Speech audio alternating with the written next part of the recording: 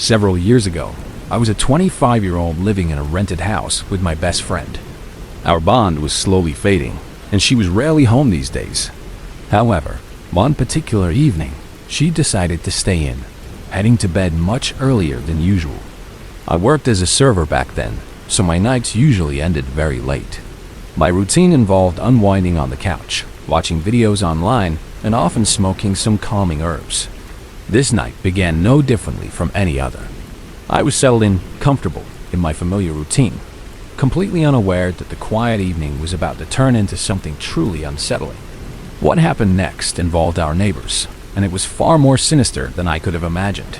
Before I get into the events of that night, I should give you a little background on the house and the people next door. Our house was a decent size, with 3 bedrooms. 2 of those bedrooms and the kitchen directly faced the property of our strange neighbors. They were a young couple, living in a smaller, older house, the kind you often see in the older parts of town, somewhat neglected. They were a constant presence, always appearing at our door, asking for things. Normally, I am a very helpful person, and I believe in being a good neighbor. But their requests were never quite normal. They would ask for truly unusual things. For example, they once came over, holding an empty plastic soda bottle, asking if we could fill it with water. They claimed their water had been shut off, or that there was some issue with their pipes. Another time, they simply asked for beer, as if we ran a convenience store. And then there was the time they literally asked us for a single dollar. Their requests were consistently odd, and often made me uncomfortable. It was not just the nature of their requests, but the frequency. They would knock on our door without warning, almost every day, seeking help or favors. If we did not answer, which was often the case when we wanted some peace, I would sometimes discreetly peek through a window. What I saw would always make my skin crawl. I would see them rummaging through our outdoor ashtray, picking up discarded cigarette butts. Or, even worse, I would see them pressing their faces against the glass of our front door or side windows, their eyeballs flattened against the pane, trying to see if we were inside, trying to catch a glimpse of us.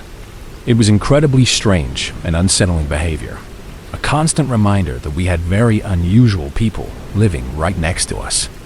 Their actions built a quiet layer of unease that settled over our home, a feeling that something was always just a little bit off.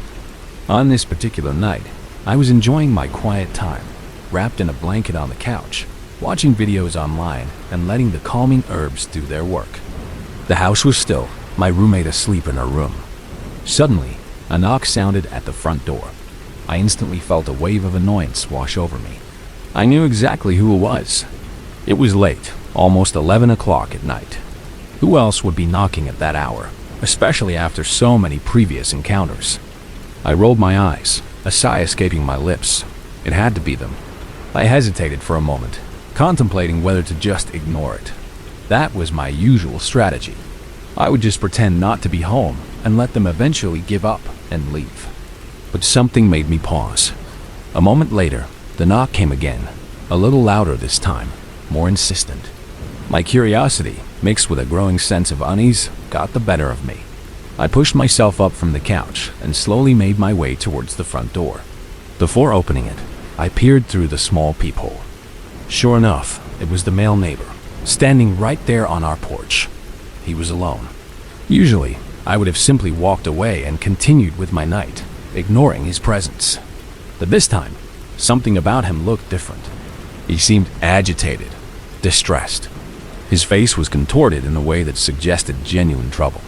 This unusual display of vulnerability, or what seemed like it, made me change my mind.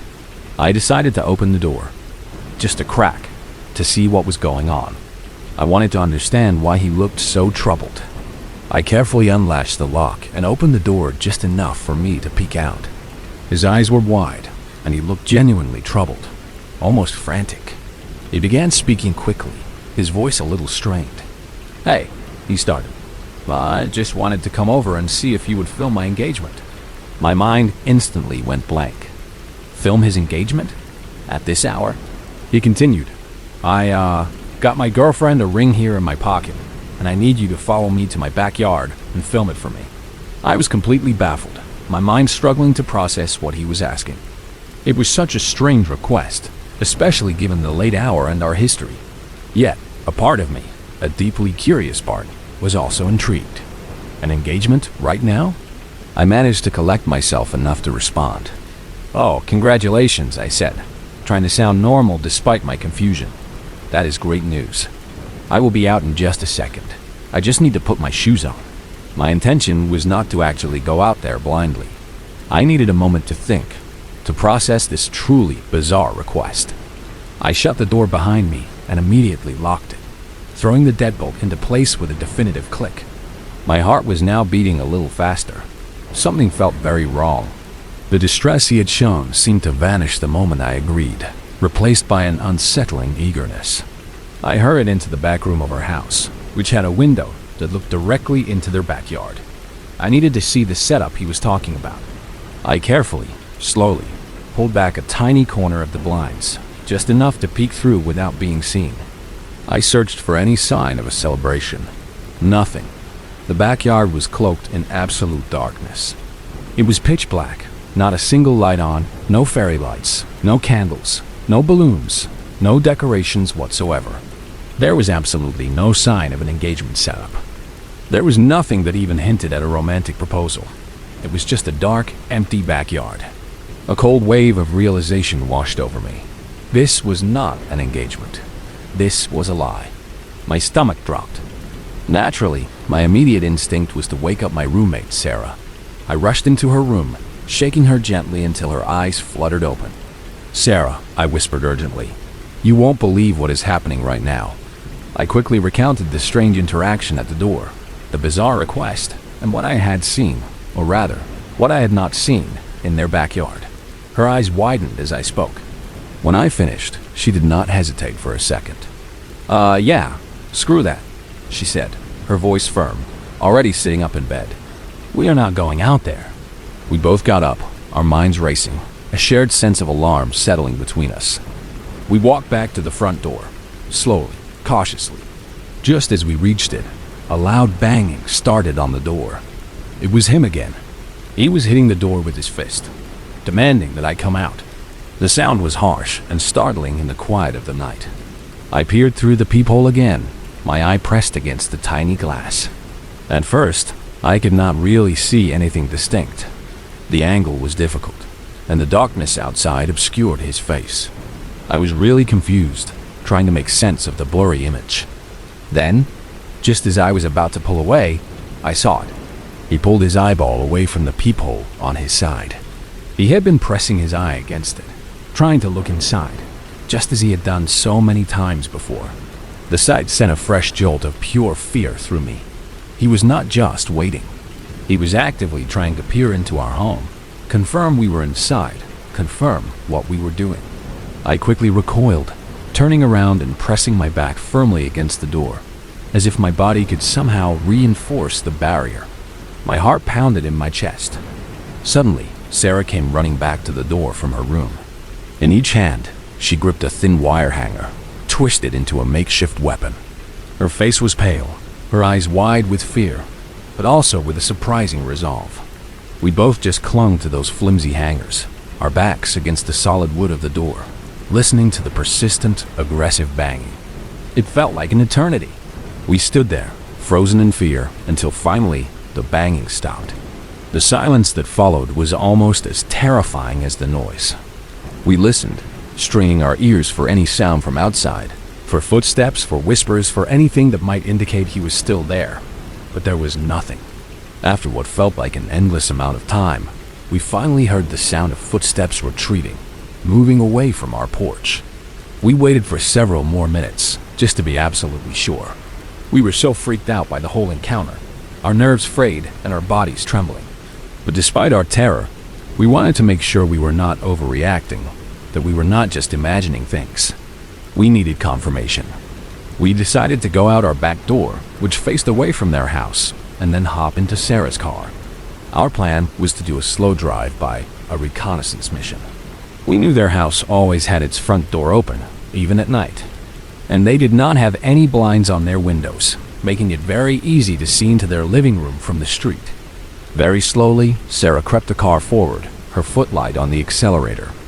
We peered intently into their living room as we passed, and there they were. The couple, our strange neighbors, sitting on their couch. And with them, sitting right beside them, was an older man, someone we had never seen before. All three of them were sitting perfectly still, staring straight ahead at the wall. They were not talking, not moving, just staring. It was an incredibly eerie sight, chilling us to the bone. It was not normal. It was not a group of people waiting for an engagement proposal. It was something else entirely. We sped off immediately, a wave of cold dread washing over us. The sight of them, sitting motionless and staring into space, confirmed our worst fears. We ended up staying at a friend's house that entire night, too shaken to return to our own home. After that night, I never answered the door for either of them ever again. My interactions with them ceased completely. I would sometimes see them from a distance, but I always avoided eye contact and any possibility of engaging with them. Life continued, but the memory of that night and the unsettling presence of our neighbors lingered like a shadow. Then, one day, several weeks later, I came home from work. As I pulled into our driveway, I noticed an older lady parked in their driveway, standing outside her car. She looked around, seemingly confused. As I got out of my car, she approached me. "Excuse me," she said. "Do you know where the neighbors are?" I told her honestly that I had not seen them in quite a while. Not since that night, really. She then informed me that she was the owner of the house they were renting. She explained that they were months late on rent, and she had finally been forced to evict them. She then described what she found when she entered the home. It was completely trashed, beyond recognition. There were hypodermic needles scattered everywhere, mixed with garbage and debris. Holes had been punched in the walls. And most disturbingly, there was literally human waste on the floor. The image made my stomach churn. I told her I was truly sorry to hear that she had to deal with such a horrific situation. But despite my sympathy for her, a wave of profound relief washed over me. I was happy, truly happy, that they were finally gone. Their unsettling presence had been a constant source of anxiety, and knowing they would not be returning was a huge burden lifted. To this day, I am really not 100% sure what was going on that night. Was it a planned kidnapping? Was it something even more sinister? Who was the older man sitting with them, staring at the wall? The possibilities are still terrifying to consider. The one thing I am absolutely certain of, and eternally grateful for, is that I did not follow him to that backyard. Who the hell knows what they actually had planned for me out there in the darkness? The thought still sends a shiver down my spine. It was a close call, a stark reminder of the hidden dangers that can lurk right next door. I learned a valuable lesson about trusting my instincts and prioritizing my safety above all else. The quiet normalcy of life can be deceptive, and sometimes the strangest people are the most dangerous.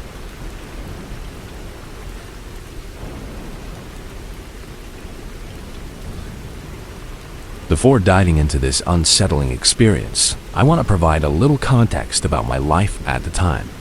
I was a 26-year-old woman, and unfortunately, I often found myself attracting unwanted attention, a frustrating reality of living alone. I am married now, but at the time this story took place, my husband's brother was living with us. We resided in a newly built townhome community. The units were modern, and everyone in our particular section had actually moved in within the same week, creating a fresh, blank slate of neighborly introductions. The townhome directly next to ours was occupied by a mother and her son, who appeared to be in his late 20s or early 30s. Next to them lived another young married couple, whom I became quite friendly with.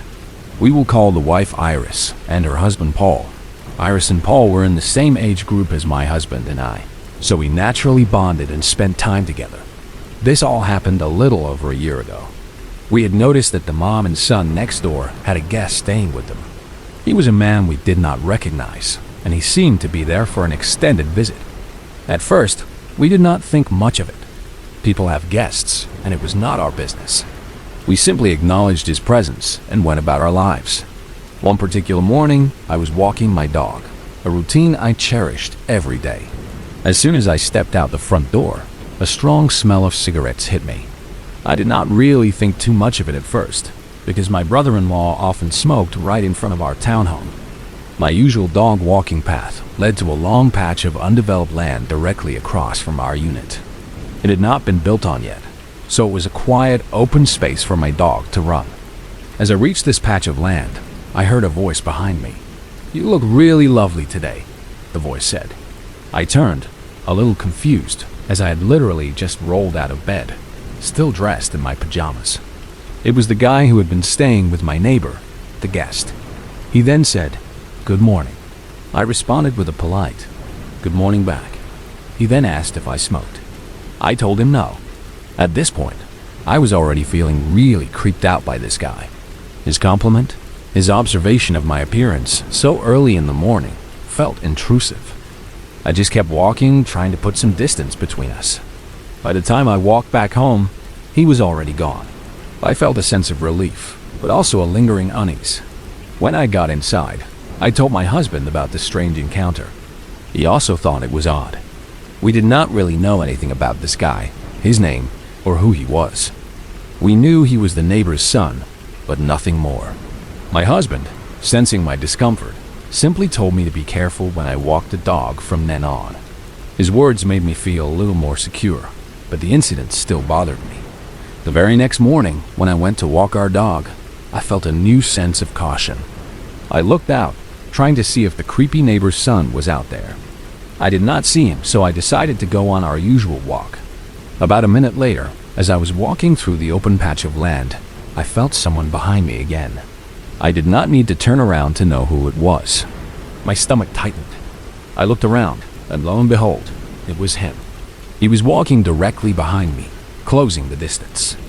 I walked a little faster, trying to create more space between us. It was then that our dog needed to do her business.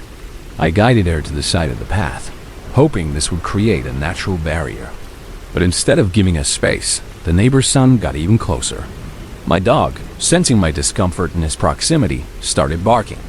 She barked continuously, a loud, agitated sound. It was unlike her usual calm demeanor. This made me and the dog really uncomfortable. I knew I could not stay there. So, I decided to leave and fast walk to a different, more open spot in the neighborhood, hoping she could finish her business there. He followed me. He walked right to the new spot. Getting close yet again, the dog continued to bark, her distress clear. I felt a rising sense of panic. This was not a coincidence. This was deliberate. My dog still had not had a chance to relieve herself, but I knew I could not stay out there. My priority was to get myself and my dog to safety. So, I just decided to cut the walk short and go straight back home. My husband was already at work by the time I got back inside, but I still wanted to call him to let him know what had just happened. I recounted the entire experience, my voice probably still edged with fear. He told me to feed the dog and get ready for work, suggesting that perhaps by the time I finished, the creepy neighbor's son would finally be back inside his own home. I followed his advice. I fed the dog, trying to calm her and myself. I got ready for work, hoping the time would pass quickly. When I decided to try walking the dog again, a little while later, I opened my front door. To my surprise, he was right there, in the middle of the road, throwing punches into the air as if he were shadow boxing. He was completely unaware of his surroundings, lost in some strange private world. I closed my door immediately, a fresh wave of alarm washing over me. This was not normal behavior, and I was not going to risk going outside with him acting like that. I decided to take my dog to my parents' house before going to work, and that I would just pick her up after I got off. It was the only way I felt safe enough to ensure her walk. During the rest of that week, I became extremely cautious. I would only walk my dog whenever my husband was home, either before he left for work or after he returned. I simply felt too uncomfortable and unsafe to go out alone. I was not really sure if it was just me being paranoid or if my fear was justified. He did not follow me again during those walks with my husband, but every time I walked past his house, he would go outside to smoke and just watch me. His gaze felt heavy, lingering. I did tell my immediate family about this, just so they would be aware of the situation, and perhaps keep an eye out if they visited. It was now the Tuesday, right before Thanksgiving. My mom and sister had decided to come over to help decorate the outside of my home for Christmas. We were all out there, laughing and hanging lights when I went inside for a moment to look for something. My sister and mom stayed outside, continuing with the decorations. When I came back to the door, I saw him. The creepy neighbor's son had come out. He looked at my mom and sister, and then, without any preamble, he said, "Oh, there are two of you." His voice was flat, but the implication was chilling. My sister and mom came back inside immediately. They both felt a deep sense of discomfort. Knowing that he had followed me before, his words took on a darker meaning. They stayed a little bit longer, but they had to leave soon because it was getting late. About 30 minutes later, my brother-in-law came home. I took the opportunity to ask him if he knew who the guy staying with the neighbor was. I explained what had been happening, the following, the strange comments, the unsettling behavior. He asked me why, his brow furrowed, his voice filled with concern. When I finished explaining, he immediately bolted out the front door. He did not say where he was going or what he was going to do. It was now midnight, so my husband and I went to bed, a new wave of anxiety settling over us. I had to work all day the next day, so I did not get a chance to talk to my brother-in-law and ask what happened or what he had done. 2 days later, it was Thanksgiving Day. In the morning, I was walking my dog out like I normally do. On my way back, I saw the mom who lived next door, the one whose son was staying with her. She was purposely checking her mail right at the same time I was walking outside. It felt staged, as if she was waiting for me. She then stopped me and asked me what the issue was that I was having with her son. That was when it clicked. It was her son. And that was when I truly realized that he was probably there to stay, and not just visiting for a short period. He was living there. I then told her, calmly but firmly, that he had been following me around in the neighborhood, and that it made me really uncomfortable. Her response was immediate and dismissive. She then went on to tell me that I had nothing to worry about and that he was really harmless. She claimed that he had some personal issues that he dealt with by walking, but that he really meant no harm. I did not believe a word that she said. Her words felt like an attempt to minimize his unsettling behavior, to make me doubt my own feelings. I replied back with a simple, "Okay, thanks," and then went back inside my house. When my brother-in-law came downstairs, I finally had a chance to ask if he had talked to the mom. That was when he told me what happened. He said that he had gone over there and banged on her door until she finally answered. He told her in no uncertain terms to keep her son in check. He made it very clear that if he ever heard that his sister-in-law had another encounter with him, they were going to have a serious problem. My brother-in-law is a pretty intimidating guy, and he has a really short temper, especially when it comes to his family. So, he made it very clear not to mess around with me or my husband. His directness and forceful demeanor seemed to have made an impression. Since he was so angry and worked up, he decided to go over to Iris and Paul's house to cool off. He had become pretty good friends with Paul since he had been living with us, and he also told them what had happened with the neighbor's son. His anger was a visible force, and he needed to vent. About a week later, Iris and I went to lunch. It was a casual outing, but what she told me next made my heart just drop. Apparently, the creepy neighbor guy was not only bipolar, but also schizophrenic. She told me that all the things the creepy neighbor was doing to me, he was also doing to other women in the community. My stomach clenched. It was not just me. This was a pattern. She then shared a particularly alarming incident. One woman had actually tried to pepper spray him because he was harassing her. But chillingly, he had actually blocked the spray and grabbed the pepper spray right out of her hands. It happened to be attached to her keys. In the attempt of getting her keys from her, he had actually punched the woman in her face. The woman called the police, and she was able to get a restraining order on him. Because of this, he could not live in the apartment complex anymore. His mom had put him in a hotel while she figured out his living situation. But even there, he was creeping out the other guests. The hotel manager tried to kick him out, but the creepy neighbor started talking a lot of nonsense and even threatened to shoot up the place. The manager had to get the police involved just to get him out of there. They had finally kicked him out of the hotel, so he went to live with his aunt until his mom's lease was up and she was able to move. That was why he was with his mom again, why he had returned to our townhome community. The most shocking part of this revelation was that the mom, after all of this, still had the audacity to tell me that her son was harmless. Iris then revealed that he had even hit his own mother. She was afraid of her own son. The mom had told Iris this way before he ever moved back in with her, before he returned to our complex. This knowledge painted a terrifying picture. The woman who had told me not to worry was living in fear of her own child, a child who had already shown violent tendencies. I have not had an issue with him since my brother-in-law went over there and confronted his mother. The forceful intervention seemed to have created a necessary distance. Luckily, I work enough to be out of the house for long stretches of time, which provides some relief. But I still try to avoid being home alone, especially when I know he might be out and about. It is absolutely horrible not feeling safe in your own home, knowing that a disturbed individual lives right next door, knowing that he has a history of violence and disturbing behavior. I am really looking forward to the day my husband and I can finally move to a new place, a place where I can feel completely safe and at peace again. The thought of it keeps me going, a light at the end of a very long, unsettling tunnel.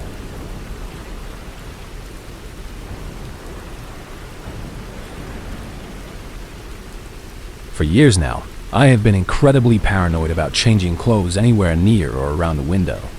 It is a deep-seated fear, an almost instinctive reaction that I cannot shake. I think it all leads back to a specific incident, a terrifying story that I am about to tell you.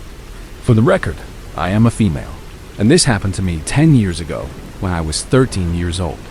I was a young teenager, just on the cusp of understanding the world's darker edges.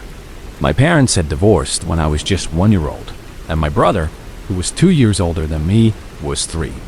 Because of this, we would visit our dad at his mobile home every single weekend. It was a consistent routine, a part of our childhood.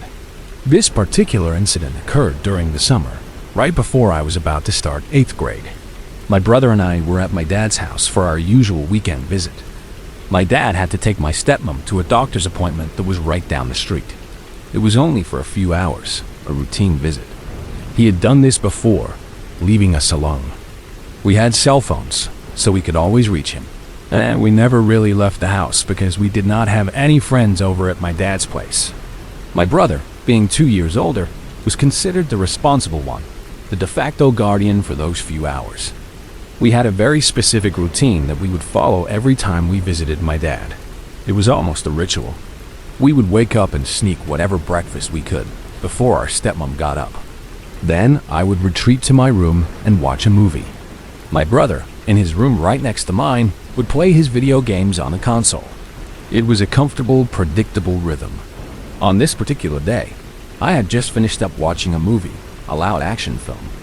I decided it was time to get dressed and start my chores. My room was set up in a very particular way. I had a roll-out bunk bed, with the main bed pressed directly against the windows. My feet would be facing the window, and my head would be near the door.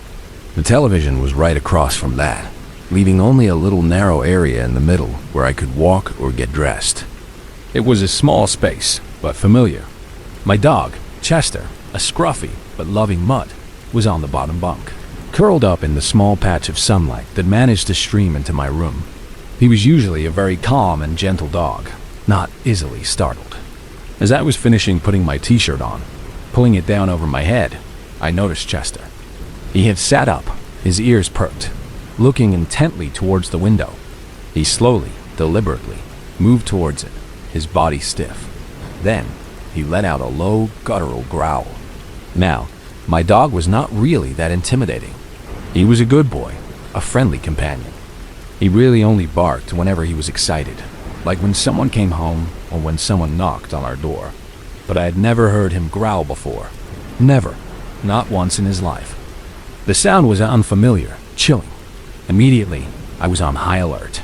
My heart began to pound, a sudden rush of adrenaline flooding my system. I was really unsure of what was going on. Chester's reaction was so out of character. I got as close to the far wall as I could, pressing myself against the paint, and then cautiously looked out the window. I did not see anything. The yard seemed empty, the familiar expanse of grass and trees. I tried to calm Chester down, whispering his name, trying to reassure him. But me getting closer to the window seemed to only make him even more protective. He let out another, deeper growl, his hackles slightly raised. Right after I had walked away from the window, a terrible, visceral feeling washed over me. It was that really bad feeling you get when you just know, deep in your bones, that you are being watched. The hairs on the back of my neck stood on end. I turned slowly, compelled to look back at the window, and that is when I saw it. A right hand came up to the glass on my window, its fingers splayed against the pane. It paused there for a moment, a pale, disembodied thing, before a left hand joined it. My breath caught in my throat. I froze in place, utterly paralyzed by what I was seeing. Then, slowly, a face appeared between the hands, and to my horror, I recognized it. It was our neighbor. He lived 5 houses down from us, a man I had seen before, but never truly interacted with. He had always given me the creeps, an unsettling feeling whenever I saw him, and I guess my intuition had been right. His eyes, cold and assessing, scanned my room, taking in every detail. Then, his gaze finally landed on me. He gave me this really eerie, slow smile. It was not a friendly smile. It was predatory, chilling. And then, he gestured with his hand, a slow beckoning motion, for me to come closer to the window. My mind screamed no. I just shook my head, a frantic, almost imperceptible movement. My hand instinctively reached for the old baseball bat that I kept hanging on my wall, a decorative item that suddenly felt like my only defense. My dog, Chester, was going absolutely wild, seeing this guy staring at me. He was snarling now, a continuous low rumble in his throat, and lunging at the window, a frantic, desperate effort to get at the man on the other side. The man outside, undeterred by Chester's ferocious display, actually tried to slide open my window. That was when I let out a desperate, panicked yell for my brother. Brother. I screamed, my voice raw with fear. I think that the man thought I was home alone, that I was an easy target, because the look of horror that came across his face when my brother ran into the room was unmistakable. His eyes widened, and he seemed to realize, in that instant, that he could not do anything to me, that his plan had been thwarted. He immediately took off running, bolting down the street towards his own house. My brother and I, still shaken, but now fueled by a surge of adrenaline and anger, rushed to the front porch. We shouted after him, our voices ringing out in the quiet street. Chester, still in a frenzy, fought to try and get past us, straining against our hold, desperate to chase the intruder. My brother and I sat on the couch after that, our hearts still pounding, our minds reeling from what had just happened. We talked about it, trying to process the terrifying encounter. We'd pretty much both agreed that it would just be smarter to never tell our dad about it. We knew his temper, and we feared his reaction would be extreme, possibly violent. We also made a pact that I was never to walk near his house again, not alone, not ever. It was a silent agreement born out of fear and a desire to avoid further trouble. The only thing that I truly regret from this incident was what happened a few months later. Our other neighbor, a kind woman my stepmom was really close with, was actually attacked by him. When I heard about it, a wave of guilt washed over me. I felt that because I did not say anything, because I kept quiet, I had actually allowed it to happen. It was a heavy burden. Luckily, she was not seriously hurt, but the incident deeply affected her. When I finally told her about the man and what he did to me, she listened with a somber expression. After I finished, she gave me a warm hug, and she agreed that it was not something to tell my dad. She understood his potential reaction, but she also assured me that she would handle it. I guess she did, because about a year later, he was gone. He moved away, and I never saw him again after that. A wave of relief washed over me when I realized he was no longer a threat. I only really told my dad's mom, my grandmother, about the incident much later, when she had moved into the house and I was already 21 years old.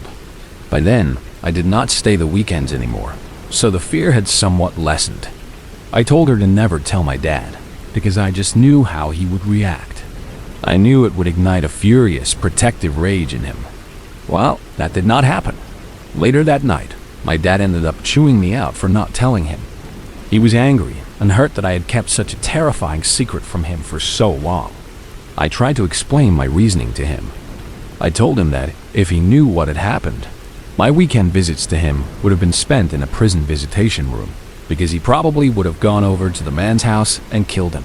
He paused, considering my words. He agreed, a grim expression on his face. He understood the depth of my fear and his own potential reaction, but he still wanted me to tell the full story to him and my stepmom. I recounted the tale again, reliving the fear, but this time with the support of my family. Despite how long ago this was, a decade later, I am still really afraid I will see him again. The fear lingers, a persistent shadow in the back of my mind. I worry that he will end up being a dot on a map near my house, or that I will wake up one night with him peering through my window again. This single event really turned me into a profoundly paranoid person. Anytime there is a little sound near the window when I'm getting dressed, I kid you not, I am always reaching for something to fight for my life. It is an automatic, instinctual reaction. If it was not for my dog, Chester, and the fact that I changed so fast, who really knows what the man would have tried to do to me? Or what he would have seen when he looked in my window? It is a chilling thought, one that I try not to dwell on, but it always returns. To everyone out there, please stay vigilant and always trust your gut feeling. It might just save your life.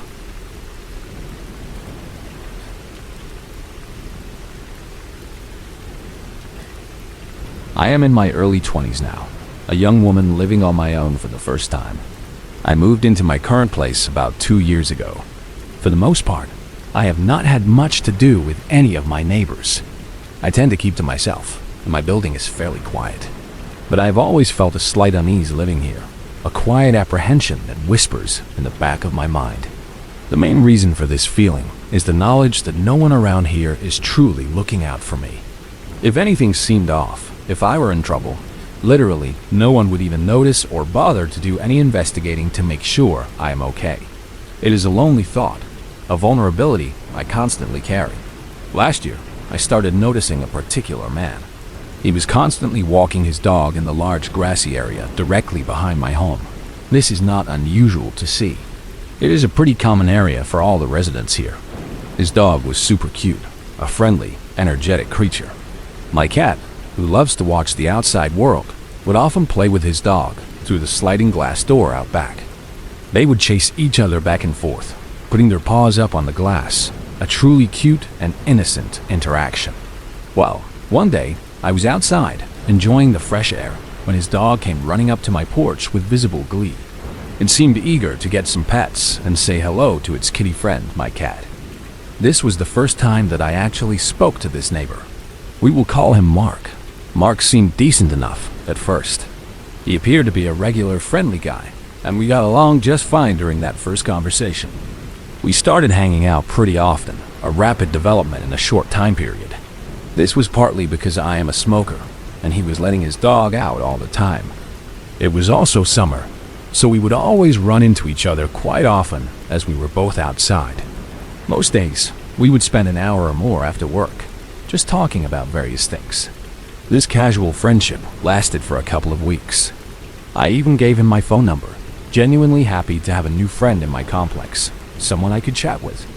However, as our interactions continued, it became clear that he was very interested in either having a romantic relationship with me or some kind of casual, no strings attached arrangement. I was very honest with him, right from the start. I told him clearly that I was not interested in either of those options at all. I was not looking for anything romantic or physical. Frankly, I had to tell him this quite often, several times during almost every conversation we had. I was starting to get rather irritated that this always came up. He seemed to have a singular focus, one that I repeatedly shut down. He rather quickly started trying to get me to come over to his house, right from the first time we talked until the very last time we spoke. He always offered multiple times every time I saw him. I consistently said no, blaming it on me being cautious because of the current health situation, using the common excuse of being vigilant about staying healthy. Well, he quickly got tired of that excuse. He even started inviting himself into my home as well, suggesting he could just come over. But of course, I always said no to that too. My comfort and boundaries were not something I was willing to compromise. One day, I was outside smoking, trying to enjoy a moment of peace. He came out carrying a bottle of wine and a couple of wine glasses. He walked directly over to me, smiling, and said that I simply had to try this wine because it was really delicious. He held out the bottle, eager. I happened to instantly notice that the seal on the bottle was broken. That was the first red flag. But also, it did not seem like anything had been consumed. The bottle was still filled to the brim, appearing full. He poured a couple of glasses, his movements fluid, and without missing a beat, he told me, "Go ahead, take a drink." I felt a sudden rush of discomfort. My stomach churned. But I also did not want him to feel like he was being accused of anything, especially when he was just trying to be a really nice neighbor, or so it seemed. After all, he poured himself a glass of this very same stuff, right? I mean, what was the worst that could happen? My mind raced, trying to rationalize the situation. But my mother still raised me better than that. A small voice in the back of my head screamed caution. So, I totally faked a sip, bringing the glass to my lips, but not actually swallowing any. I then said it was good, forcing a smile. After any sentence that either of us had, he would tell me again, with a surprising persistence, to take another drink. It was like a broken record. I told him that I do not really drink much, so I was pacing myself, trying to sound reasonable. But then I said that I noticed he had not drank any of his wine, and I urged him to please go ahead and take a sip. He did not reach for his glass right away. But then, in the middle of speaking about something else, he reached for his cup and then, seemingly accidentally, knocked it over. The wine spilled all into the grass, soaking into the soil. He brushed it off rather quickly, an almost too casual gesture, and then told me it was my turn to drink now. That was when I knew for sure. My suspicion solidified. That was definitely not an accident. I then said, "But you still have not even drank anything. You spilled your drink. Pour yourself another glass. I do not want to drink this alone." My voice was calm, but inside, I was screaming. So, he did. He poured himself another glass. And he still did not drink anything from it. He did tell me a few moments later, though, to drink mine. I told him that he needed to catch up, that we should drink together. We basically just kept doing that same old thing in circles, a ridiculous dance of refusal. He reached for his glass again, and guess what? He spilled it yet again. More wine all in the grass for the second time. And then, what do you know? He told me to drink. At this point, I was done. My gut was screaming at me. There were too many red flags, flashing brightly, demanding that I get the hell out of this situation. I decided to be honest with him, as honest as I dared. I told him flat out that this seemed really sketchy, and I did not trust the drink because he was refusing to drink any of it, but was so damn eager for me to drink mine.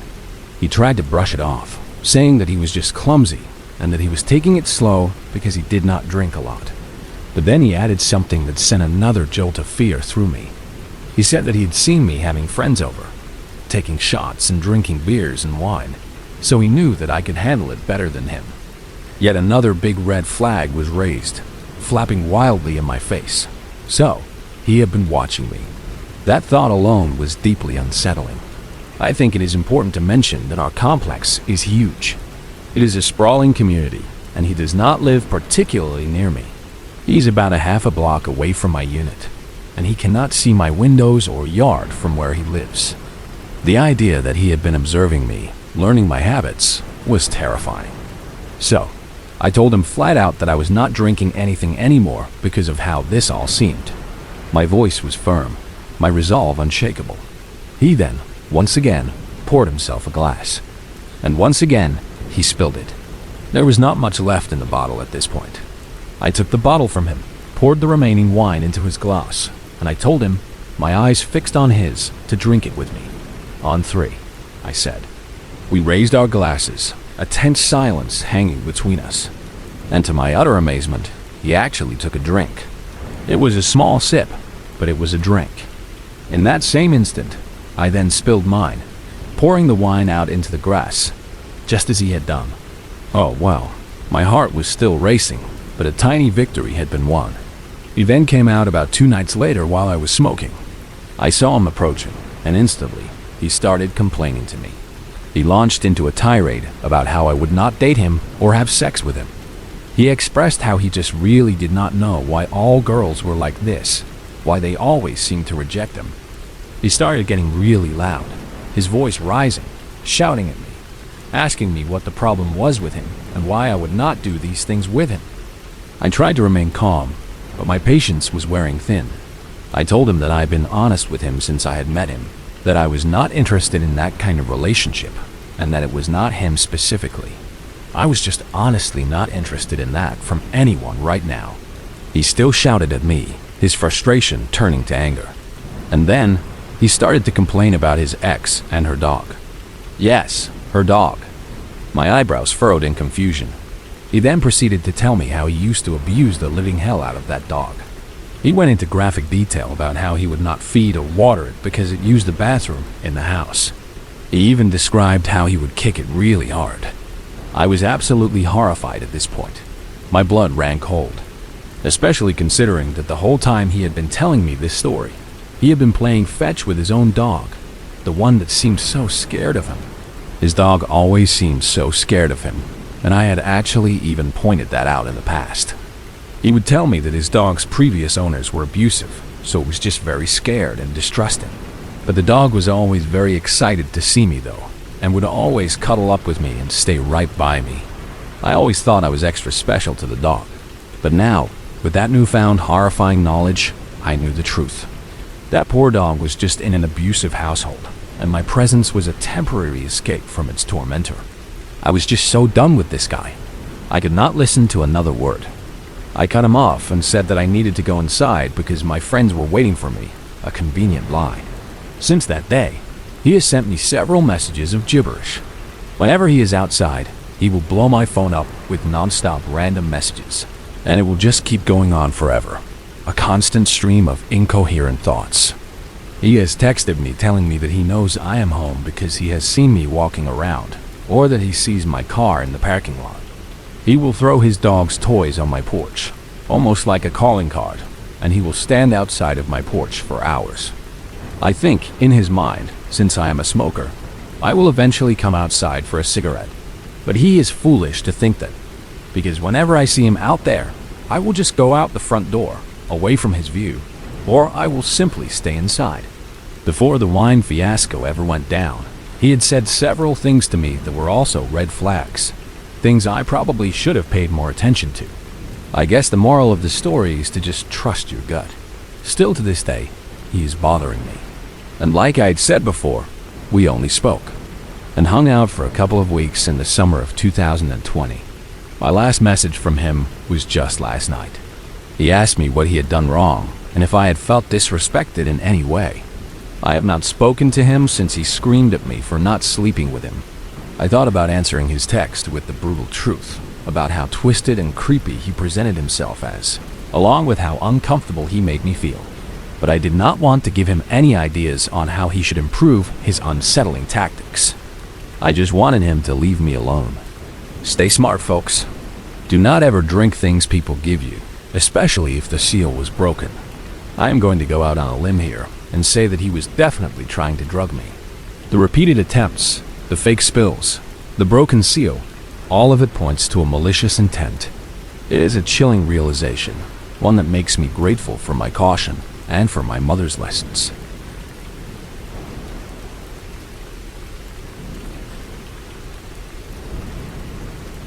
I want to start off by saying that I've never told this story to anyone before. It is something I have kept to myself, a deeply unsettling experience that happened just recently. My name is Kara, and I am a 32-year-old female.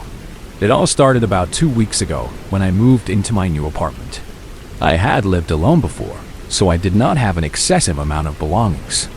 Most of my things were already unpacked and organized, giving me a sense of order in my new space.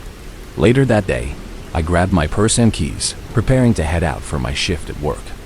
I was walking towards my car in the parking lot when I noticed someone beginning to approach me. It was a woman, and she looked to be at least 45 to 55 years old. As she got closer, it was very obvious that she was a heavy smoker. The scent of stale cigarettes clung to her. She also looked incredibly sleep-deprived, her frame thin and frail. Most strikingly, she had very noticeable eye bags, dark and puffy. It seemed to get worse the more I looked at them, as if they were swelling before my very eyes. "Hello, miss," she said, her voice extremely damaged, raspy and raw, clearly a consequence of years of smoking. "You must be the new neighbor." I responded as politely as possible. "Yeah, I just moved here 3 days ago." As I spoke, I noticed she had something in her hands that she was hiding behind her back. She looked really excited to show me what it was, a childlike anticipation on her face. Then, she noticed that I had seen her hiding it, and that seemed to make her even more excited. She broke into a huge smile. It was horrible. Her teeth were uneven and rotting, some completely missing. Her gums looked raw, as if they had been bleeding earlier in the day. Her lips were also blistered and dry. The sight of her, the smell, the unsettling smile, scared the absolute crap out of me. "I want you to meet someone," she said, her voice dropping a little, as if sharing a secret. She then revealed what she was hiding behind her back. It was a very strange-looking doll. It kind of resembled a coconut, with a rough, round texture and simple, painted features. "Her name is Jambalaya," she announced, holding it out proudly. I was baffled, my mind scrambling to react appropriately. Thank you," I managed to say, forcing a polite tone. "Nice to meet her." I just told her what she probably wanted to hear, trying to avoid any drama or prolonging the bizarre encounter. I also had to wrap things up soon before I was late for work. "Sorry, but I have to get to work," I said, adopting an apologetic tone.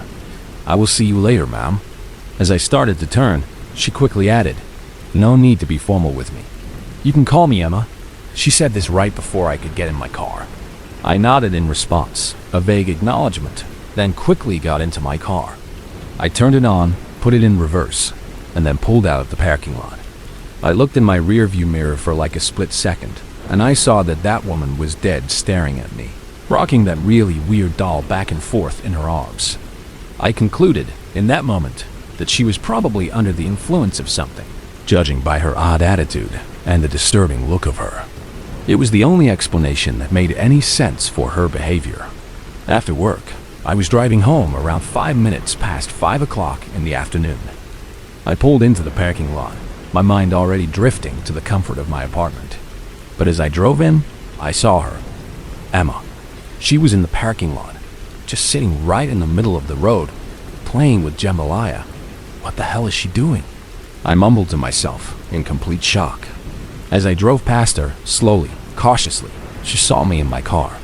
She gave me that same sinister, rotten smile from our morning encounter. I smiled back, trying my best to keep my composure, to appear normal, to not provoke her. I parked my car and stepped out, my heart now pounding a little faster. "Please do not come over here. Please do not come over here," I repeated silently in my mind as I walked towards the entrance of my building. I avoided eye contact as best as I could, focusing on my path. But then I heard her. She was saying no and singing something, a low, repetitive sound. My curiosity got the better of me, and I ended up looking at her, even as I kept walking. "Jambalaya, Jambalaya, Jambalaya," she sang, her voice low and creepy. She was singing it really slow, almost a chant, and just kept repeating the doll's name. I walked a little faster, quickening my pace. Right before I walked into the building, I looked back to see if she was still singing, but she was not. She was standing up straight, holding that doll in one hand, and the other hand was placed over her heart. She was visibly upset for some reason, her face contorted in distress. We were just standing there, staring at each other, for what felt like hours, though it was only moments. The silence between us was heavy, unnerving. Then I broke my trance, mouthed an apology, and then walked into my apartment, not looking back this time. I closed the door firmly behind me. As soon as I walked into my apartment, I locked my door, throwing the deadbolt. Emma really freaked me out, and I did not want to be around her anymore. I mean, she was not openly hostile or anything, but she really gave me the creeps. Her presence felt profoundly unsettling. I put down my stuff, my purse and keys, and walked into my room. I turned on the lights, the sudden brightness a small comfort. I flopped onto my bed and then sighed, trying to release the tension that had built up in my shoulders.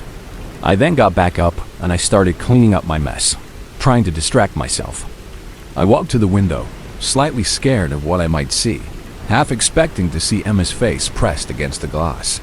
But there was nobody. I was really relieved. A part of me was definitely expecting Emma to be looking at me from my window, a chilling thought. I went about my evening, trying to forget about her, but her image, her smile, and that strange doll lingered in my mind. I woke up at a really uncertain time, my eyes opening abruptly. I looked over to my bedside table to pick up my phone, hoping to check the time. Realizing that it was 4:30 in the morning, I tried to figure out why I had woken up. I turned the bedside light on because I was wide awake for some reason, a sudden, inexplicable alertness. It was kind of unnerving because I did not understand what was happening, why I was awake so early. As I was laying there in my bed, straining to hear anything, I started hearing really weird tapping noises. They seemed to come from inside my apartment, soft but distinct. I froze, my heart leaping into my throat. Being the person that always listens to scary stories and has become a little paranoid from them, I started to freak out. My mind immediately went to the worst-case scenarios. I did not really know if I should get up and go see what was happening, or just stay in my bed and wait for it to pass, hoping it was nothing. The tapping stopped after about a minute. The silence returned, but then I heard shuffles, faint sounds, and something like a whisper. At this point, I was definitely freaking out, my body rigid with fear, but I really did not know what I should do. I was paralyzed by indecision and terror. All of a sudden, everything went completely quiet for about 5 minutes. It was an agonizing silence, each second stretching into an eternity. I was still too scared to get up, remaining frozen in my bed. Then, all of a sudden, my front door slammed super loud. The sound echoed through the apartment, violent and jarring in the deep silence of the pre-dawn hours. This freaked me out so badly that I shot out of my bed super fast, my legs propelled by pure adrenaline. I started looking frantically in every room, trying to figure out what the hell just happened. I did not see anything, no intruder, no sign of forced entry. I was starting to freak out even more now, thinking I was going crazy, that I was imagining things. The last place I checked was the bathroom. I crept towards it, my breath held tight in my chest. I looked in the shower, behind the curtain, to see if somebody was hiding in there. To my surprise, there was something in there, but it was not a human. And right after I saw it, that was when I realized who had been in my apartment. It was the doll, Jambalaya, sitting in my bathtub. I have no idea why she wanted to break into my apartment just to leave this stupid doll in my bathtub. It makes absolutely no sense, and I still have no idea why she did it. What was her motivation? What was the purpose of this incredibly unsettling act? After this event, a chilling realization solidified in my mind. I understood just how crazy this woman really was, and how dangerous she could be. How was she able to break into my apartment? How long was she in there before I woke up? And what exactly was she doing other than just leaving a doll in my bathtub? The questions swirled in my mind, each one more terrifying than the last. The thought of her silently moving through my home while I slept sent shivers down my spine. Later that morning, as the sun began to rise, I meticulously looked around the whole apartment, trying to figure out just how she broke in. I checked every possible entry point, my eyes scanning for any sign of forced entry. After about 10 minutes of searching the apartment and checking every door and window, I noticed something. My bathroom window was unlocked. And even worse, it was still open ajar, a small crack letting in the morning air. This freaked me out so much, and I instantly became mad at myself for forgetting something as important as locking all your doors and windows. I knew right away this was how she managed to break in. And she must have just went out the front door because it was easier, less conspicuous than trying to squeeze back through the window.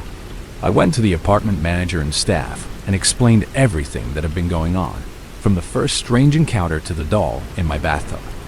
I told them how I would possibly be moving out soon due to this crazy person I was living next to.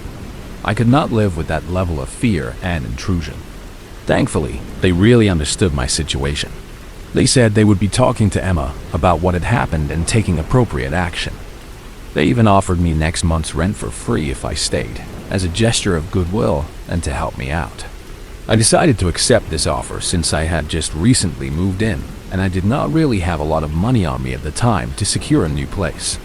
Around a week later, after nothing else had happened, a quiet period of uneasy peace, I heard from the apartment staff. They told me that Emma was getting arrested and possibly getting sent to a psychiatric ward. They explained to me that after the manager had tried to talk to her about what was going on, she had confessed to breaking into my apartment. However, she then became furious and denied the whole thing, contradicting herself within moments. She had a mental freakout, screaming and yelling, and was taking it all out on the manager just because he tried to talk to her about her actions. This outburst led to her getting aggressive and ultimately being arrested. I have to say, I was pretty damn happy about the news of her being arrested. It meant that I did not have to worry about her anymore. It meant she would no longer be a threat. And it gave me a lot of hope for my new apartment, a renewed sense of security in my own home. I threw that doll away immediately, not wanting any lingering presence of her in my life. I decided to move on with my life that year, trying to put the terrifying experience behind me. After experiencing all that hell, I never, ever want to go through something like that again. The thought of it still sends shivers down my spine. I am grateful for the outcome, but the memory remains, a stark reminder of the hidden dangers that can lurk in the most unexpected places.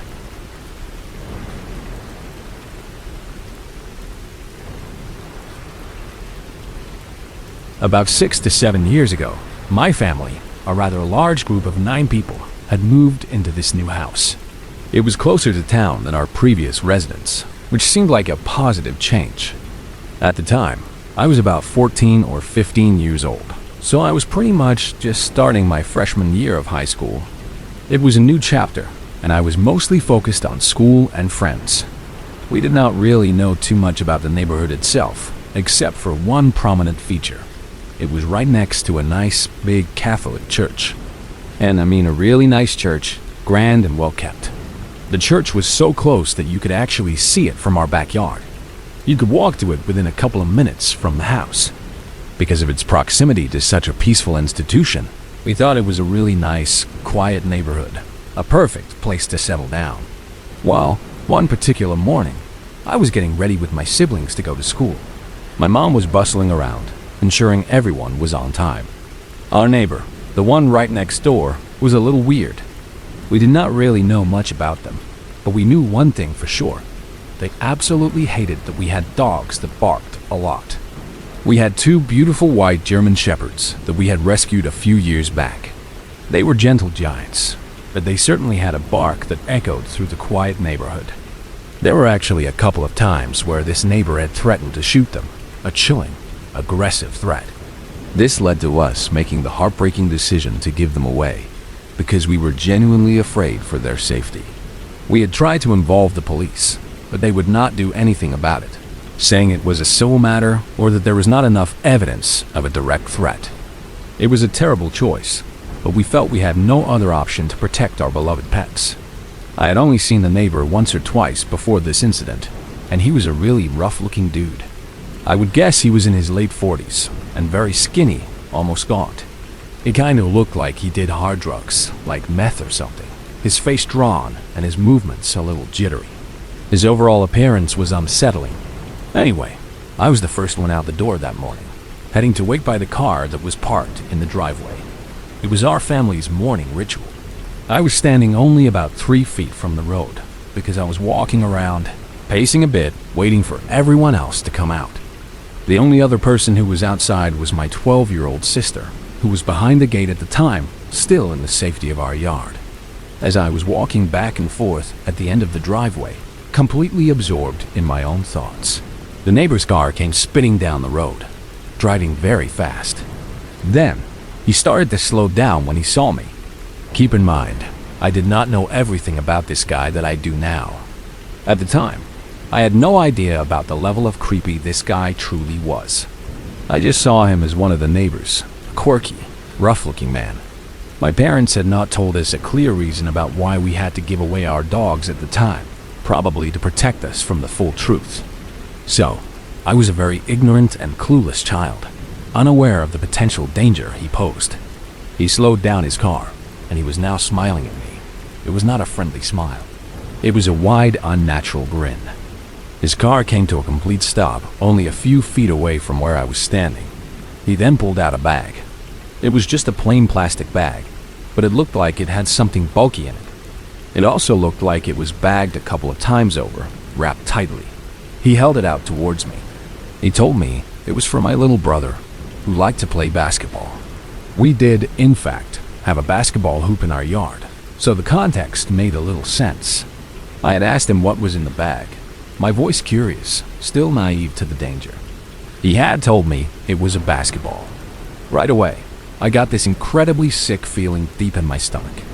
It was a cold, heavy dread that spread through my entire body. At the time, I did not know why I felt it so strongly, but the feeling I got from this guy, from his smile and his offer, made me feel incredibly uncomfortable. He then asked me to come closer, to come get it so I could give it to my brother. But I was really hesitant. If it was really just a basketball, a simple gift, then why did it have so many bags around it? Why the mystery? So, I asked him if he could just throw it over. Right around this same time, my little sister, who was outside with me behind the gate, had just gone inside. She had run inside and told my mom that there was someone else outside with me. She was probably just excited or curious. When he saw my sister leave, he started to get out of his car, his hand on the door handle. Before the man could say anything more, my mom came out the front door, her presence sudden and commanding. She was standing on the porch, her eyes narrowed, asking the neighbor what he was doing. And then, without saying anything, without a word, he just jumped back in his car. He slammed the door shut and then floored it, speeding down the street, disappearing from view as quickly as he had appeared. A chill ran through me as I watched him go. I cannot imagine what would have happened if my sister had not told my mom, or even been outside to see what was happening. Her simple act of going inside, of telling our mother, likely averted something far more sinister. It still really gives me the chills to this day, thinking about that moment, about the strange man and his mysterious package. We never saw him again after that. He moved away a few months later. His house sat empty for a while, a silent testimony to his unsettling presence. My family and I continued to live in that house, but the memory of the basketball incident lingered, a stark reminder of the hidden dangers that can lurk in seemingly quiet neighborhoods. I often wonder what was truly in that bag, why he was so insistent, and what his real intentions were. The unknown is often the most terrifying part.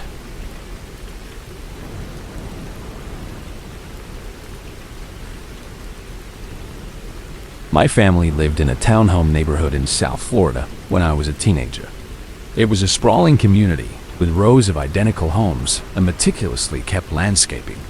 When we first moved in, everything seemed perfect, like a fresh start. We met the president of the Homeowners Association, a man we will call Jeff. He seemed like a really nice guy, outgoing and friendly. He was often seen walking around outside, waving to me and my younger siblings. For the first few months, we absolutely loved the neighborhood. It felt safe, welcoming. We met other people who lived there, families with kids our age, and even made some new friends. Jeff himself invited us to a cookout shortly after we settled in, which made us feel even more a part of the community. But shortly after that, things began to change. We started hearing whispers, hushed conversations among neighbors. We heard from some of the residents we had become friends with that Jeff had been stalking them. At first, it sounded like a misunderstanding, but the stories were too similar, too specific. They said he would wait until they were tending to the plants outside their house, and then, without warning, he would turn on the sprinklers, soaking them. He would follow them while they walked their dog, always a few paces behind, out of clear view, but always there. And most disturbingly, he seemed to try to secretly record them with his phone. The story sent a shiver down my spine. We were shocked. The friendly face of the HOA president was quickly turning into something far more sinister.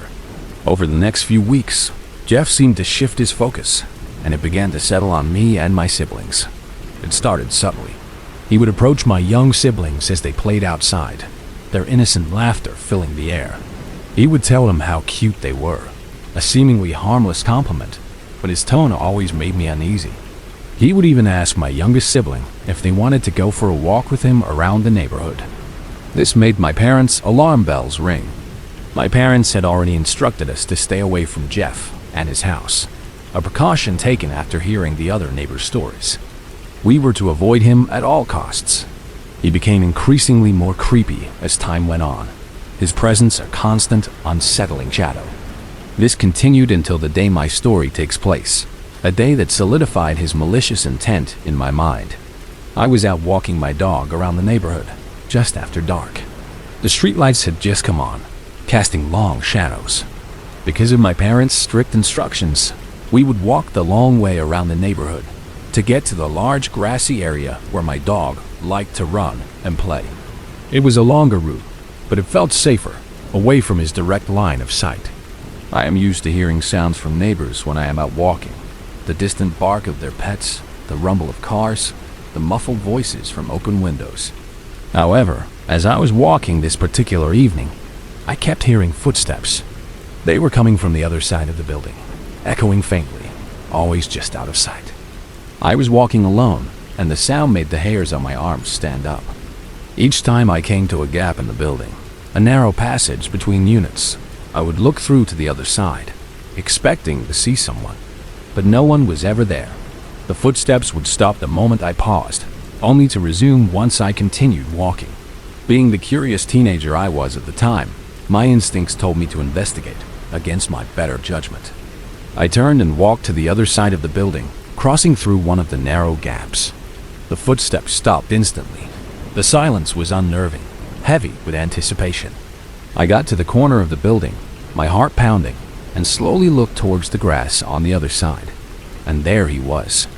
Standing near the edge of the building, partially obscured by the shadows, was Jeff. His arm was raised, and his phone was pointed directly at me. He just laughed. It was a deep, guttural sound, devoid of humor, filled with a malicious glee. He stood there, watching me, his eyes gleaming in the dim light. Apparently, he had been recording me on his phone this whole time, deliberately following me, tracking my movements. The realization sent a jolt of pure terror through me. My mind raced. I turned and ran. I ran in the opposite direction, not stopping, all the way back to my house. I burst through the door, breathless and trembling, my mind reeling from the encounter. You might think that would have been the end of it, that my obvious fear would have deterred him, but it was not. The very next day, I got on my bike to ride over to the grocery store, a short trip for a few essentials. As I rode through the neighborhood, I saw Jeff's car entering the community. My stomach tightened. Instead of turning in the direction of his house, which was the opposite way from where I was going, he turned towards me. I was riding in the opposite direction of his house, yet he was heading straight for me. I started riding faster, pedaling with all my might, a growing panic seizing me.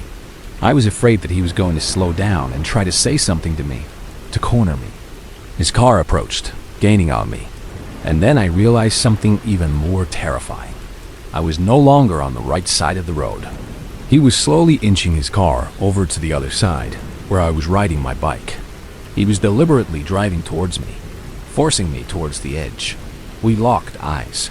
His face was twisted in a wide, unsettling smile, a cruel parody of friendliness.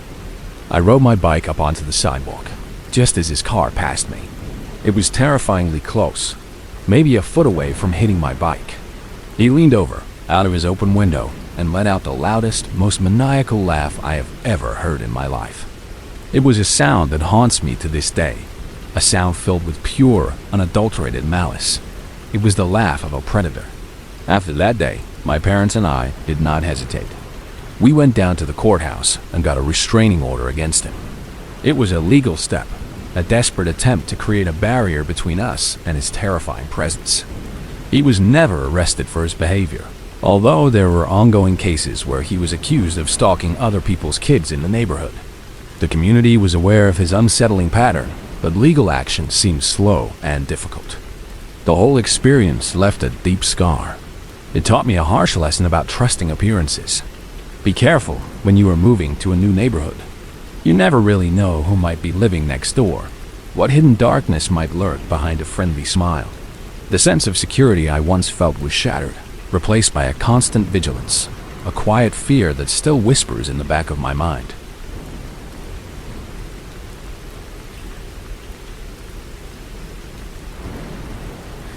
I lived outside of Memphis, Tennessee for about 8 years. It was a really nice apartment complex, and I lived there all alone. The community was generally quiet, and I had enjoyed my peaceful existence there. Then, one day, I noticed a few new neighbors moving in across from me into another unit directly opposite mine. They appeared to be 2 young men, likely recent college graduates. They even had a college flag hanging on their patio, a cheerful splash of color that seemed out of place with the unsettling events that would follow. One of the guys, in particular, had kind of started watching me. It was subtle at first, almost imperceptible. There was no telling how long he was watching me before I even noticed him.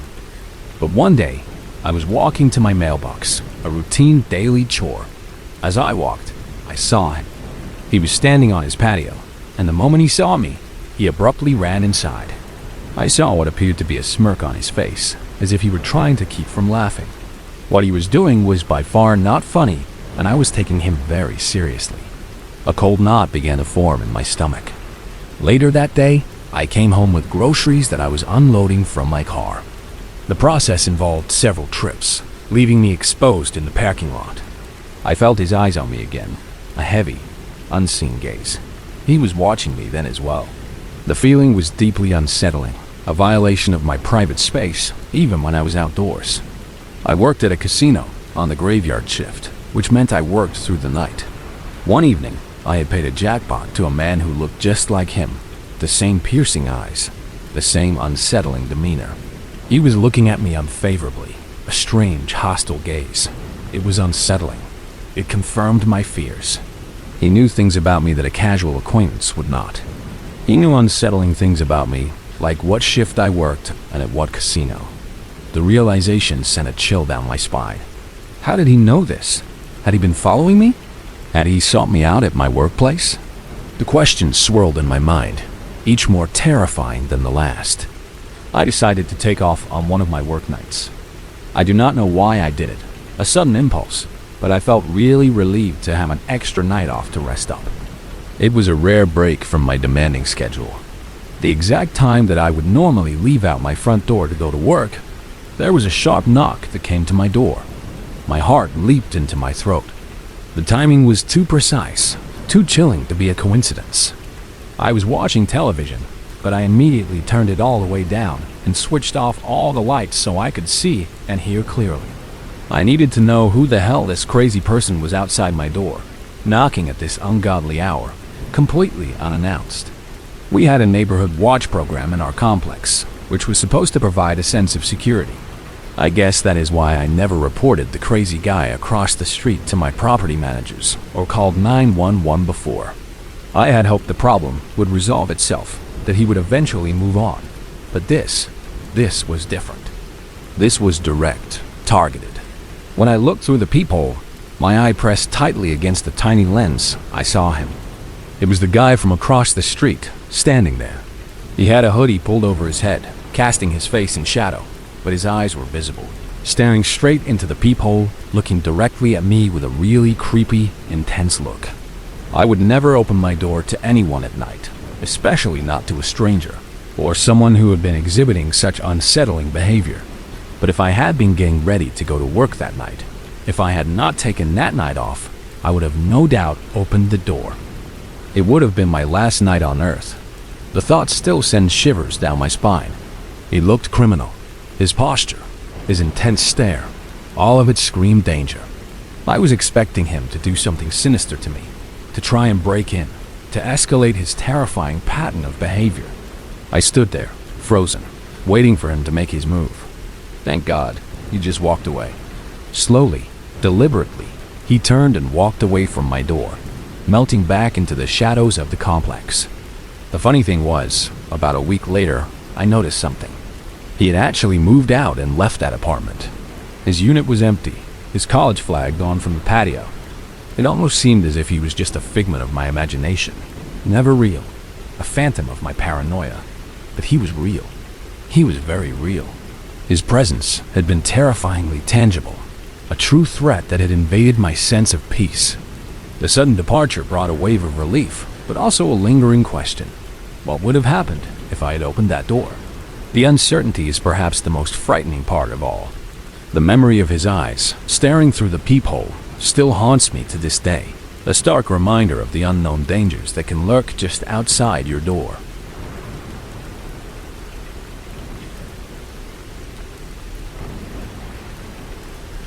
A little bit of background to this story. This occurred in our old house, which was located at the end of a dead-end street. Right in front of our house, stretching out like a wild green carpet, was nothing but dense woods. The previous occupants of our house had been somewhat unconventional. They used to grow marijuana out in the woods directly in front of the house. So, there were actually still a couple of plants left here and there, remnants of their past endeavors, even after we moved in. It was a peculiar detail, but one that we, as kids, did not think much of at the time. Anyway, I have 3 siblings, 2 brothers, and a twin sister. On this particular day, we were all playing outside like usual, enjoying the freedom of our expansive yard and the adjacent woods. My brother, who at the time was 8 years old, and I, who was 7, decided to embark on one of our usual adventures out in the woods. These were common for us, a way to explore and escape into our own world. So, we left our other 2 siblings out in the yard, happily playing while we ventured into the deeper parts of the woods. We were all very familiar with these woods because it was basically our playground growing up. We knew the trails, the landmarks, how to get around there pretty easily. My brother, whom we will call Ben, took the lead. He was walking through a trail that we always followed, a familiar winding path through the trees. We soon noticed a few marijuana plants, but we did not really think anything of it because of what I explained earlier. It was just a normal part of our woodland playground. However, as we continued, we soon started noticing that there were more and more plants arranged in a sort of straight line, almost like markers. They were not scattered randomly anymore. So, as the smart kids we were, we started following this unusual line of plants. It felt like a game, a treasure hunt. We continued deeper into the woods, following the strange green trail. All of a sudden, Ben, who was just ahead of me, stopped abruptly. He whispered, his voice low and urgent. "Stop. Look over there." I followed his gaze. And there, through a break in the trees, we saw it. A very big white house. It looked old, somewhat dilapidated, and it had a crooked fence surrounding it. What made our blood run cold was that, mind you, we had never seen this house once in all of our years exploring these woods. It was as if it had simply appeared out of nowhere. We had walked these trails countless times, knew every nook and cranny, and this house had never been there. It felt impossibly out of place. We stood there, staring at it for a while, our hearts pounding in our chests, a mixture of awe and unease washing over us. Then we heard it. A door creaked open, a slow, drawn-out groan of old wood. We crouched down quickly behind some dense plants, our hearts in our throats, beating a frantic rhythm against our ribs. We watched as a crusty old man walked out. He was dressed in a dirty white undershirt and dirty white shorts, his appearance as unsettling as the house itself. His eyes seemed to scan the woods, searching. Then we heard him yell, his voice rough and loud. "Hey, what are you all doing here?" We noticed him carrying something, but we did not get a good look at it. It was obscured by his body and the shadows. But in that moment, the years of our mother making us watch crime shows, instilling in our heads the importance of not wasting any time when in danger, kicked in. We took that yell as our cue to start running. We turned and bolted, pure adrenaline coursing through our small bodies. The first few seconds of running was a bit of a blur due to all the adrenaline rushing through my body. My legs pumped furiously, my breath ragged. But everything came back into sharp focus when we heard the distinct sound of gunshots. The terrifying sound cracked through the quiet woods. The fact that we heard them hitting the plants that were right beside us, the rustle and impact of the bullets, made us run even faster, fueled by sheer panic. We did not dare look back. The old man had yelled something else while we were running, but we were too far away, too focused on escape, to hear what he said. We just ran and ran, not stopping until we burst out of the woods and into our familiar backyard, gasping for breath, our bodies trembling. When we finally got back, out of breath and shaking, our other two siblings, who had been playing innocently in the yard, asked us what happened. Their faces were curious, unaware of the terror we had just experienced. We explained everything to them: the strange house, the old man, the gunshots. They wanted to go back to see it. Their curiosity piqued. But we convinced them not to, our voices firm with the lingering fear. We also did not tell our mom about it. We knew that if we did, we would have been grounded for life, and we would not have lived to be able to show them the house later. So, we planned. The next day, we would go back with weapons to see the house again. And by weapons, I mean giant sticks, our childhood version of defense. The next day, with our sticks clutched tightly in our hands, we went back. We followed the exact same trail as before, looking for the same plants that had led us to the house. But we never found the house again. We searched and searched, walking the trail repeatedly, looking for any sign of it, any hint that it had been there. But we never came across it. It was gone. The part that still really haunts me to this day is that it was not just a little hard to find. It was completely, utterly gone. There is no explanation as to why we could not find it again. It was as if it had simply vanished into thin air. But I sure as hell hope no other person came across it, or that creepy old man. The mystery of the vanishing house and the gunshots remains unsolved, a chilling memory that still sends shivers down my spine. A reminder of the strange and dangerous things that can lurk hidden in the familiar woods.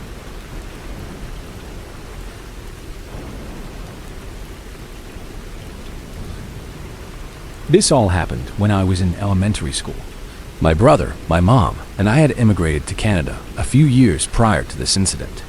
We moved into a rental apartment building, which consisted mostly of new immigrants, people from all walks of life, trying to build a new life in a new country.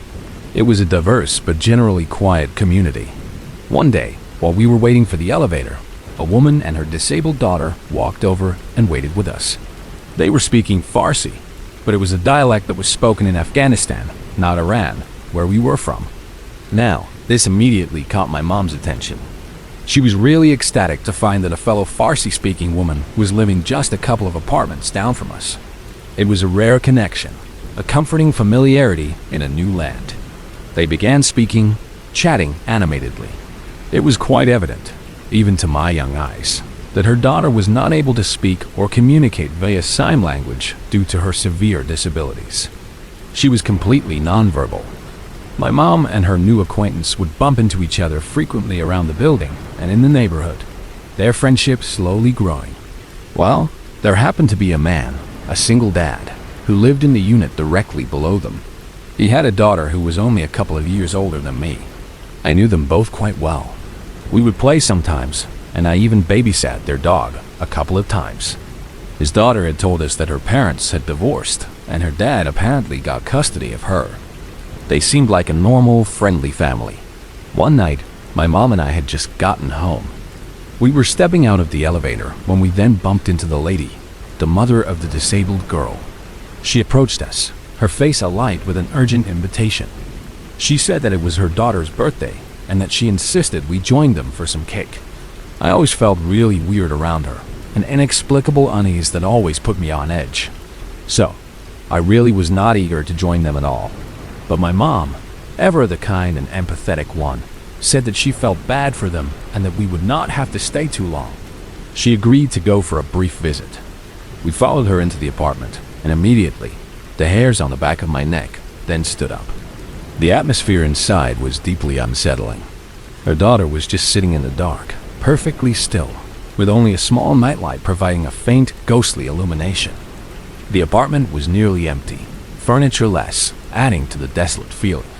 In the middle of the living room, a cloth was spread out picnic style. On it, there were a few plates, forks, and a homemade cake. We then sat down, trying to get comfortable in the strange, dark room. Just as my mom picked up the phone, her cell started to ring. The sudden sound startled all of us, echoing loudly in the quiet room. The lady hurried into the living room, her movements quick and frantic, then told my mom to put her phone on silent. She said her voice urgent and hushed. "You need to be as quiet as possible so he does not know we are home." I immediately got the chills. A cold wave washed over me. Who the hell was she talking about? What did she mean? My mom, confused but still polite, apologized, and she asked her what she meant. That was when she started telling us a bizarre and terrifying story. She claimed that the man from the unit below her was tormenting them. She went on and on about how he would hit the ceiling with a broom at all hours of the night to let them know that he knew they were home. She claimed that he was constantly aware of their presence. And then she revealed something even more disturbing. She said that apparently, one time, her daughter was lured onto the balcony by him and was being persuaded by him to jump. She said that he would knock on their door in the middle of the night and then whisper the devil's prophecies through her door. Demonic whispers filling the night. My mom, trying to make sense of this fantastical tale, then asked her why she never reported this to the building management or the police. The lady said she was scared he would find out and then kill them. She claimed they did not turn on the lights, they did not own a television, and she never made a single noise, only whispered, all to avoid detection by this man. We sat there, stunned by her words. The story was so extreme, so unbelievable, yet she told it with such conviction. After what felt like an eternity, we finished the cake, thanked her for inviting us, and got up to leave. She tiptoed to her door, her movements exaggeratedly cautious, and motioned with her hand for us to stand out of the view of the door's peephole, which we did. She slowly opened the door, just a crack, then peeked outside, looking left to right, scanning the hallway. She turned to us, her face a mixture of relief and fear, and said we were okay to go. We quickly exited the apartment, a sense of profound relief washing over us. As soon as we got home, I told my mom that there was no way that what she was saying was true. I explained that I knew the people that lived in that unit below, the father and daughter, and they seemed completely normal, friendly even. My mom just said it was best to not get involved and just forget about it, a weary sigh escaping her lips. Weeks went by, and we did not see her or her daughter. The incident faded somewhat from my immediate thoughts, replaced by the routines of school and life. Then, one morning, as I was leaving our building to go to school, I noticed something unusual. There were letters taped to the walls of the lobby. They were kind of scattered, haphazardly placed, but when I was a kid, I thought that there were just letters put there by the building management, a common occurrence. I opened the lobby doors to the main entrance, and that was when I saw a letter taped to the building's intercom system. The letter was written by the lady. It was a rambling, desperate message, explaining how terrified she was for her, and her daughter's life, and how no one had done anything to help her with the situation despite numerous attempts. She then went on about the same exact thing she had said to us that night, repeating the accusations about the man below, about the broom, the whispers, the attempted luring. But the very last paragraph sent chills down my spine, a wave of profound horror. She claimed that she was raped and impregnated by a demon in her sleep, and then now he had found her and her daughter and was apparently possessed by this man below them. She then said if something happened to either of them, we, the residents, should find ourselves responsible. It was a chilling accusation, a desperate plea, or perhaps a descent into madness. I ended up asking the girl and her dad what that was all about, confronting them about the strange letters. Her dad claimed to have only ever seen her twice. Both times, he said, she had not even made eye contact with him because she was apparently talking to herself deep in some private conversation. He said that he was really creeped out by her. He then revealed that she would slide notes under his door with what he later found out to be Arabic writing. He said that he had showed it to one of his Arabic friends who confirmed that there were verses from the Quran, sacred texts used by Muslims to protect themselves from evil. He had no idea it was her doing this until the letters started being plastered all around the building, on every floor, a horrifying testament to her delusion. Apparently, because of her increasingly erratic and threatening behavior, they were asked to move out of their apartment by the building management. But when confronted, she had threatened to light herself and her daughter on fire. The management had no choice but to contact the police for her being a threat to herself and others. After a while, the incident faded, and we all forgot about it, or tried to. We just went on with our lives, the disturbing memories slowly receding. My family moved to a different part of town not too long after, seeking a fresh start. But this event has always stuck with me, a chilling reminder of mental illness and hidden suffering. In 2015, years later, I went back to the old complex. I had reconnected with a childhood friend who still lived there, and we decided to meet up. While I was there, I ran into the building manager, who recognized me. He and I got to talking, and I finally asked about the incident, if he ever really found out what happened with the lady and her daughter. He sighed, a heavy, somber sound. Apparently, the lady was schizophrenic, her mind caught in a terrible web of delusions. She was a victim of forced marriage at a really young age, and her daughter's disabilities were the tragic result of the extreme abuse she endured while pregnant. Turns out she was extremely mentally ill and just full-heartedly believed the claims she had made. The demon, the attacks, the prophecies, all of it was real to her. And then he revealed something even more heartbreaking. Apparently, her daughter was in fact capable of speaking, but her mother did everything in her power to isolate her from outside contact in society. She had kept her daughter silent, locked away from the world. My mom and I thought the daughter was around 14 to 16 years old when we met her. But turns out she was a 30-year-old woman, trapped in a child's body due to severe neglect. She was very malnourished and lacked personal hygiene, and was obviously not properly taken care of. Her daughter had never once been to a hospital or even school. It was truly sad stuff, a tragic tale of two lives consumed by illness and circumstance. The truth was far more horrifying than any imagined demon.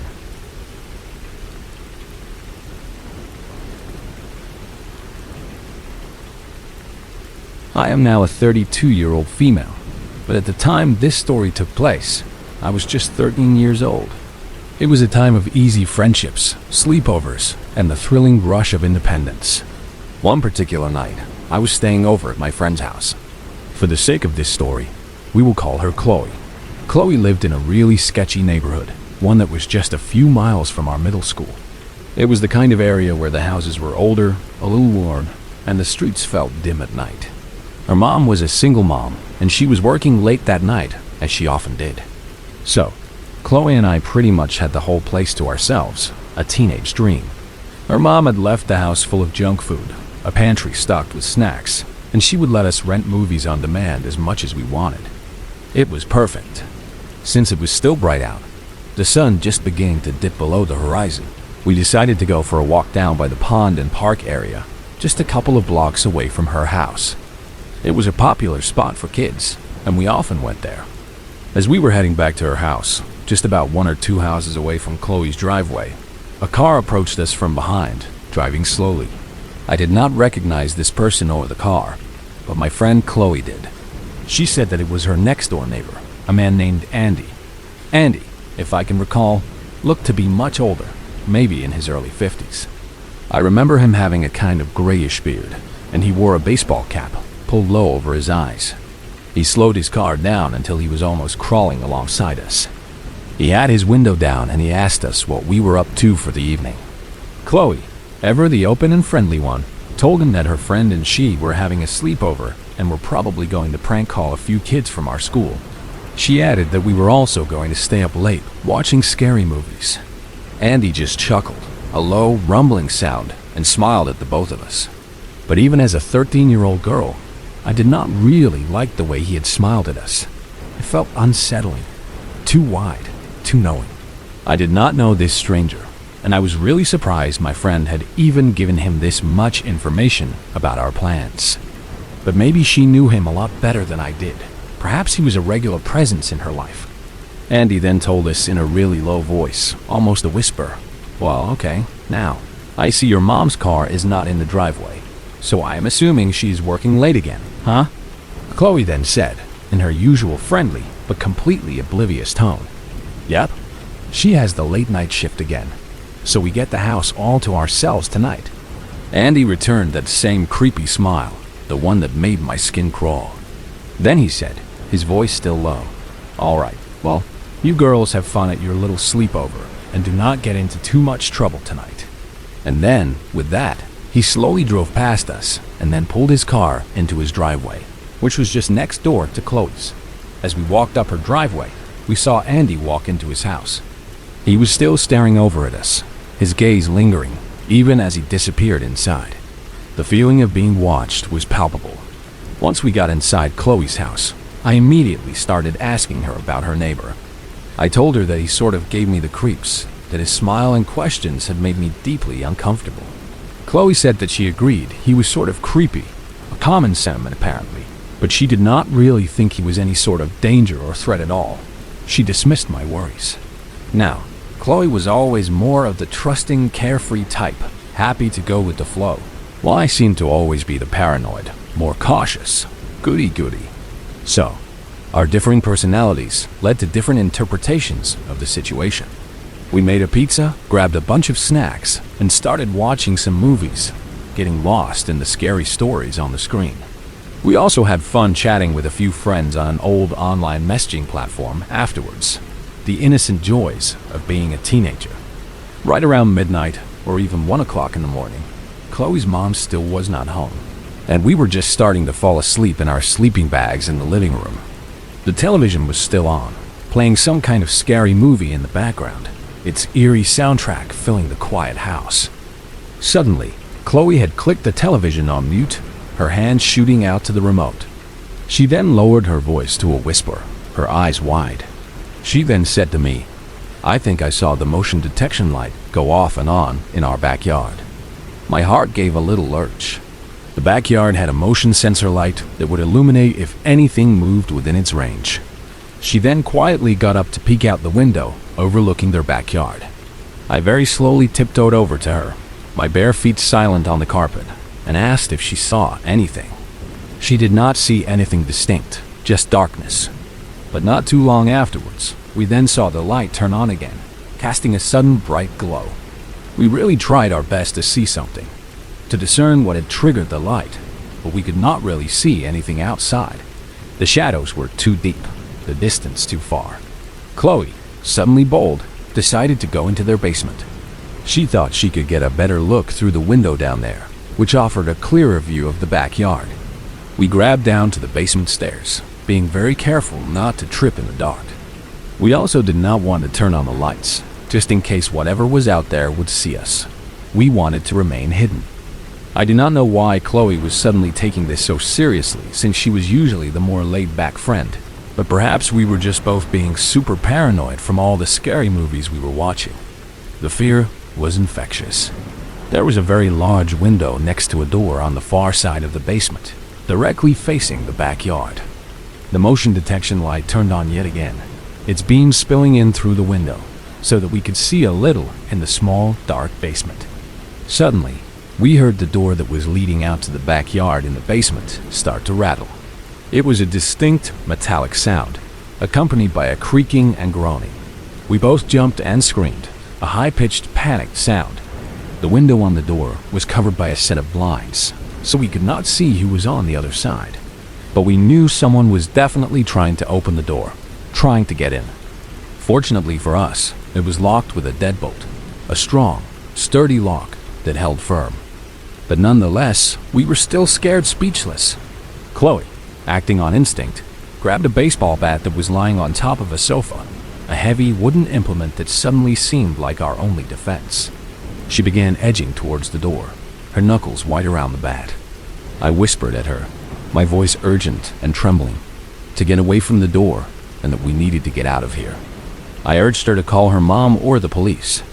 But Chloe, always being the more brave one, or perhaps more reckless, then very carefully lifted a small corner of the blinds on the door window. Whoever was on the other side was still trying to get the door to open, the rattling continuing, persistent, and unnerving. Chloe lifted the blinds, just a tiny sliver, and lo and behold, it was her neighbor, Andy. His face was pressed against the glass, his eyes wide, looking directly into the basement. Chloe and I both screamed again, a raw, terrified sound. Andy, hearing our screams, immediately held his hands up in the air, a gesture of surrender or false calm. He then shouted, his voice muffled by the door, "Whoa! It is okay, girls. I am not going to hurt you. I just wanted to see if you are all right. It is really late, and I thought I saw someone running in your yard." Chloe and I both looked at each other, our eyes wide with a shared understanding, and then back at Andy. There was something so sick and menacing in his eyes, a glint of something truly wrong. We both just knew that he was definitely lying. He was the one trying to break into Chloe's house. His explanation was a transparent lie, a flimsy excuse.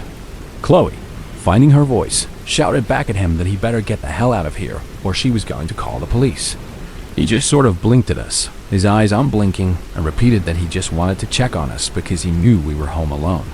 He grabbed the doorknob again and asked us to unlock the deadbolt, his voice a low, coaxing tone. I pulled Chloe by the arm, dragging her away from the door, and told her to call 911 immediately. I screamed, my voice raw with fear and anger, that we were calling the police right now and he better get the hell out of here. Andy just kind of glared at us for a moment, his face twisting into something ugly, and then he backed away from the door. He quickly looked to the right, scanned the area, then turned and ran to his backyard, disappearing into the darkness. Chloe and I ran upstairs, our legs trembling, and found her mom walking into the house, having just returned from work.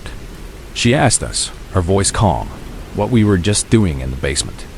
We both frantically, hysterically, tried telling her what had just happened with Andy, stumbling over our words, our fears still palpable. Her mom was very shocked to hear our story, her face paling. But she did not think he would do anything to warrant calling the police, since technically he did not break in or hurt us. Chloe and I were both really freaked out, and we wanted her mom to call the police and report him, but she just kept insisting that there was probably nothing they could do, that the police would not act without a direct crime committed. Very fortunately, I did not have any more encounters with Andy the few more times I would go over to Chloe's house. He seemed to avoid us, perhaps having gotten the message. And not too long after that, Chloe and her mom moved away, seeking a fresh start, leaving the unsettling memory of Andy behind. I do not know what Andy was truly trying to do, or what his intentions were that night, but I'm really glad we did not find out. The thought of it still sends shivers down my spine, a chilling reminder of the dangers that can lurk next door.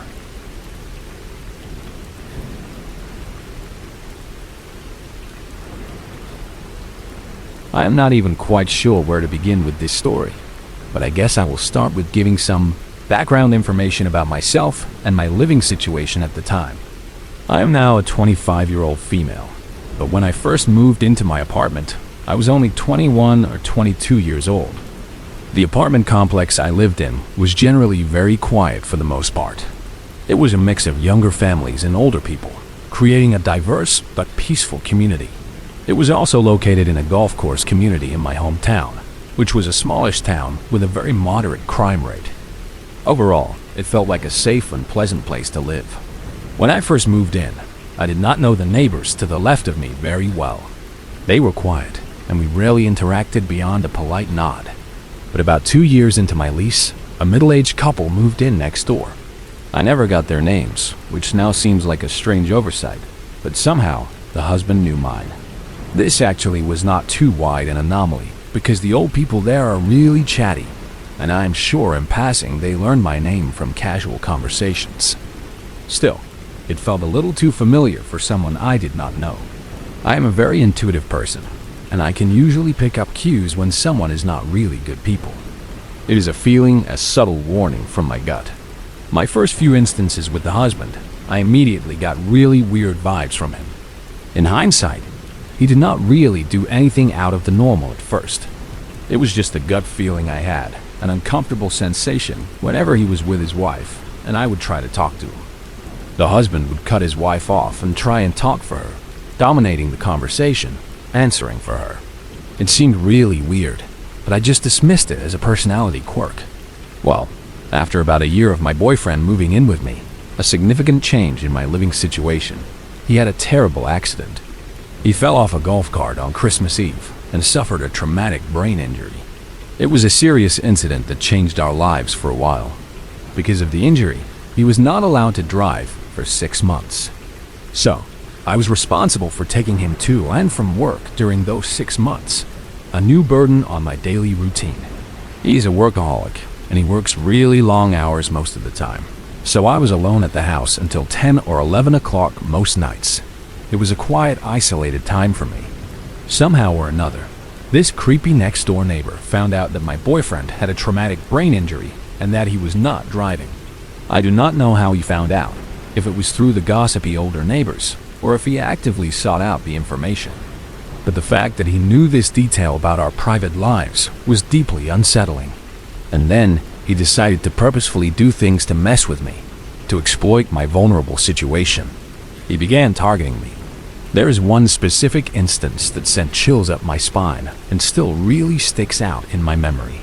It makes me absolutely thankful we eventually moved out of that apartment and into a house in the country 20 miles away, a place of peace and safety. So, one night, I got home from the store, or perhaps I had been hanging out with a friend. I cannot quite recall the exact activity. Like always, I sat in the car in the parking lot for a few minutes, playing on my phone, winding down before going inside. The doors were locked, of course, because I am inherently a paranoid person, always cautious. After maybe about 10 minutes, as I was about to turn the car off and then go inside, I looked to my far right, and I saw my next door neighbor. He was standing in the breezeway of the building directly across from ours. It was maybe 9 o'clock at night by now, so I just assumed he was walking his dog or taking the trash out or something mundane. I resumed playing on my phone, trying to ignore his presence. But a few moments later, I decided to look up once more, a nagging feeling compelling me. He had not moved. He was still standing in the breezeway, perfectly still, with the light behind him. So, I could just see a silhouette, but I just knew for a fact it was him. His posture, his presence, was unmistakable. I was always taught to stare back at the person who is making you feel uncomfortable, a tactic to make them either break eye contact or speak up about what they are staring at you for.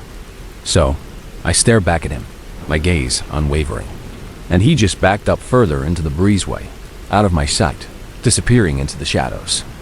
I was now slightly creeped out at this point, my comfortable evening suddenly tainted with unease. But I decided right then and there that I was not getting out of the car and going inside, not with him lurking out there. The quiet sense of safety I had felt in my car was gone. That is, until my boyfriend called me. He was finished with work, and he needed me to go pick him up. I turned my phone's brightness down, hoping to give him a less clear view of me sitting in the car in the dark, my face obscured. Not even 5 minutes later, I saw him again. He was walking from the far side of the complex, the complete opposite side from our building. It was a long walk, a deliberate movement across the entire property. I saw that he was not walking his dog. He had no garbage can, so I could assume that he did not take the trash to the dumpster. He was just walking, aimlessly it seemed. He walked onto the sidewalk right in front of my car, directly in my line of sight. He stopped, and then he stared. He stared straight into my soul, a fixed, unblinking gaze that felt invasive and terrifying, all while pointing at me with his index finger and middle finger, kind of like a peace sign, but in a strange pointing motion that was more menacing than peaceful. He finally continued on his walk and then walked to his work van, which was parked 2 or 3 spots away to my left. There were no cars in between mine and his. He grabbed some empty grocery bags out of his van, taking a surprisingly long time grabbing them, lingering there. And then he proceeded to walk back into the direction he came from, heading back towards the far side of the complex. He then stopped in front of my car yet again, for a second time. He stared at me for a second, his eyes boring into mine, then continued on. There is a sidewalk perpendicular to the one he was on, forming a small cross path. At the end of that sidewalk, there is another that is parallel to the one he is currently on. From an aerial view, the layout of the sidewalks is in the shape of the letter H. Our building is to the left, and the one he was standing at earlier, when I first spotted him, was to the right. He stopped maybe 5 more times between my car and our apartment building, turning back to face me every single time he stopped, his stare unwavering, his intention unclear but terrifying. This constant, deliberate stopping and staring sent chills down my spine, a wave of profound fear washing over me. I immediately texted my boyfriend to let him know the weird neighbor was being a creep, and that I felt like he was purposefully trying to scare me. My hands were shaking as I typed the message. I went to pick up my boyfriend, my nerves on edge. The memory of the neighbor's stare burned into my mind. We arrived back home, both of us on total edge from this creep. My boyfriend realized he had left something in the car, so as I was approaching our front door to unlock it, he jogged back to the car. And lo and behold, my creepy neighbor was walking up and saying, "Hey," to me. He used my name again, a name I had never once introduced myself with. I am guessing another neighbor had said it in passing, but it still really freaked me out. The casual familiarity, the knowledge of my name, felt like another violation. After this interaction, while I was sitting in the car, there are a half dozen other things this guy had done, both before and after this night, that gave me the creeps. His pattern of behavior was consistent, always pushing boundaries, always unsettling. My boyfriend, who's much more naive than I am by default, suddenly became more cautious. He would walk me to the dumpster and to the on-site laundromat because he was too creeped out by the neighbor to let me go alone. He was not too naive to write this off as an innocent run-in with the neighbor anymore. As I am writing this, I feel like I cannot even paint the full picture of just how incredibly creepy it really was. I mean, maybe I really was overreacting. Perhaps my paranoia was getting the better of me. But my gut at the time was telling me something was deeply off, something was very wrong. And I listened to it. I trusted that primal instinct. This story happened to me several years ago, but the memory and the unsettling feeling it evoked remains vivid. It is a stark reminder to always trust your intuition, especially when something feels fundamentally wrong.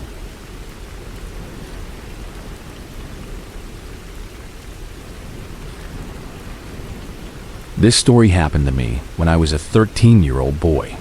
I lived in an old house that was built in the 1980s. It had a certain character, a worn comfort, but also the creaks and groans of an older structure. When we first moved in, we met a neighbor. Let us call him Bob for privacy reasons. He had brought over a cake for a welcoming gift, a seemingly generous gesture. We thanked him, and we had later talked about just how kind and generous he was, given the fact that we had never received a cake from a neighbor before. It seemed like a good start to our new life there. Fast forward a couple of months, and he began to get weirder and weirder. The subtle oddities started to accumulate, slowly, like a creeping shadow. For example, he started showing up at my bus stop in the afternoon, right when I would get off the bus, even though he did not even have any kids of his own. It was an odd presence, a seemingly random coincidence that began to feel less random the more it happened.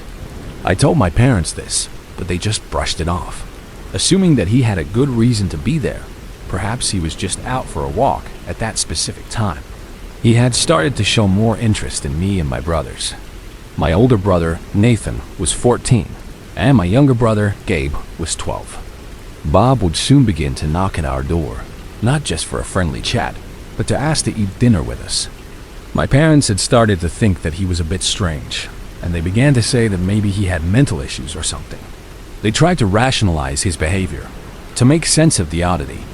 I told them that that was no excuse, and that his actions were really making me feel unsafe. But my parents, perhaps out of a desire to avoid confrontation, or simply not understanding the depth of my unease, brushed it off again, saying that I was overreacting. Then came a crucial point. My parents left for an anniversary trip, a much-needed getaway.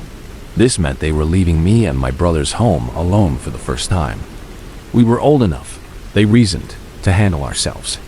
The day went by like normal, with the occasional weird stares from the creepy neighbor as he moved about his yard. But other than that, it was pretty normal, a quiet day of sibling camaraderie. 8 o'clock in the evening rolled around, and then by 9 o'clock, Gabe was asleep in his room, leaving only me and Nathan awake. Nathan was in his bedroom, which just happens to be all the way across the house from the living room, creating a sense of distance and isolation. Soon after, let us say around 10 o'clock in the evening, we then heard a knock at the door. I thought that it was strange, as it was 10 p.m. on a school night.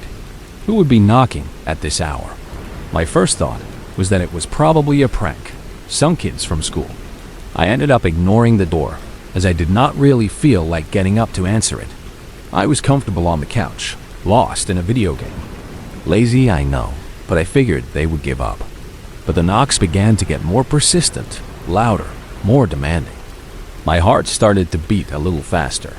I eventually just got up, compelled by the unrelenting knocking, and headed for the door, my movements slow and cautious. I stopped all the way there, my ear pressed against the wood, listening intently. What I then heard the neighbor say sent a jolt of pure terror through me. His voice, muffled but distinct, came through the wood. "I know you are home alone," he said. "I saw your parents leave this morning." My blood ran cold. He knew. He'd been watching. I dropped to the ground immediately, my legs suddenly weak, and I crawled to Nathan's room, my heart hammering against my ribs. I burst in, breathless, and told him what was happening. I whispered, my voice urgent. "Nathan, we have to call the cops right now." But he quickly rejected that idea. He reasoned that the neighbor was not doing anything wrong. He just knocked on the door. He said we should just camp out in his room until he leaves, that it would be safer. I agreed, and I laid on the floor in his room, my body tense, listening. But then we remembered something crucial. We should probably go get Gabe too, to ensure he was safe. Gabe's room, of course, had to be right by the front door that our neighbor had just earlier been knocking at. The proximity made my stomach churn. We crept towards Gabe's room, our movements silent, cautious. The neighbor did not seem like he was at the door anymore, as I did not hear him. The silence was almost as unnerving as the knocking. We got to Gabe, and we woke him up, explaining in hushed whispers what was happening. Now all three of us were together. Well, curiosity and a terrifying urge to confirm our fears got the best of me. I crept back to the front door and peeked through the peephole. I know, very cliché horror movie thing to do, but I did it anyway. At first, I did not see anything. The porch was empty. But as my eyes adjusted to the peephole, as I scanned the dark porch, I saw it. The neighbor's eye, just staring right back at me. Pressed against the peephole on his side, his eye was wide and unblinking. I screamed, a sharp, choked sound that burst from my throat. I yelled at my brother to call the cops. He did exactly that, his hands fumbling for his phone, his face pale with fear. But even though the neighbor heard me scream and heard me tell my brother to call the cops, he did not even seem to care. He did not flinch, did not move away.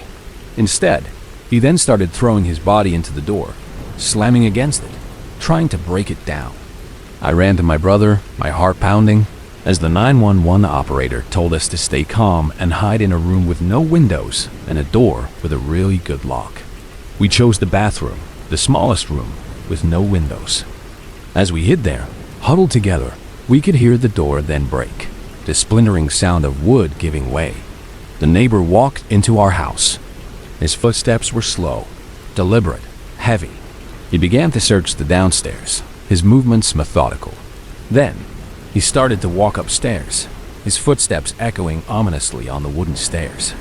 I shut the bathroom lights off, plunging us into total darkness, as that would be a dead giveaway that we were hiding in there. My heart suddenly dropped, a cold, sickening sensation, as he stopped right in front of the bathroom door. The silence in the hallway was deafening, broken only by his breathing. And then he spoke, his voice low and chilling. "I know you are in there," he said. We tried to calm each other down, our bodies trembling, and covered our mouths, trying to stifle any sound. He started slamming his hand into the door, a loud, jarring sound that made the entire room vibrate. We knew this was probably it for us. We all hugged each other tight, a desperate embrace, and started crying, silent tears of terror streaming down our faces. Luckily, just as despair started to set in, we heard the cop sirens in the distance, growing louder, closer. The neighbor stopped. He immediately ran out of the house and into his own, his footsteps thudding down the stairs and out the front door. The cops told us to come out, their voices calm and reassuring. We emerged from the bathroom, our eyes wide, our bodies shaking, and directed them to the neighbor's house. The cops confronted the neighbor, their voices stern and authoritative. They ended up calling our parents, who immediately rushed home, their faces filled with worry and relief. After this terrifying event, we eventually ended up moving out a couple of months later. We could not live there anymore, not with that memory, not with that man next door. This is a story that never fails to give me goosebumps, not just because of how terrifying it was, but because I knew with absolute certainty that the neighbor definitely could have broken down the door before the cops came. He had the time, the strength, the intent. Why he did not, I have no idea. Why he stopped when he heard the sirens, instead of finishing what he started, is a question that still haunts me. But what I do know is that he was a major creep, a dangerous man, and I hope he rots in jail for the rest of his life. The memory of that night, of his eye in the peephole, of his voice knowing we were home alone, will forever be etched in my mind.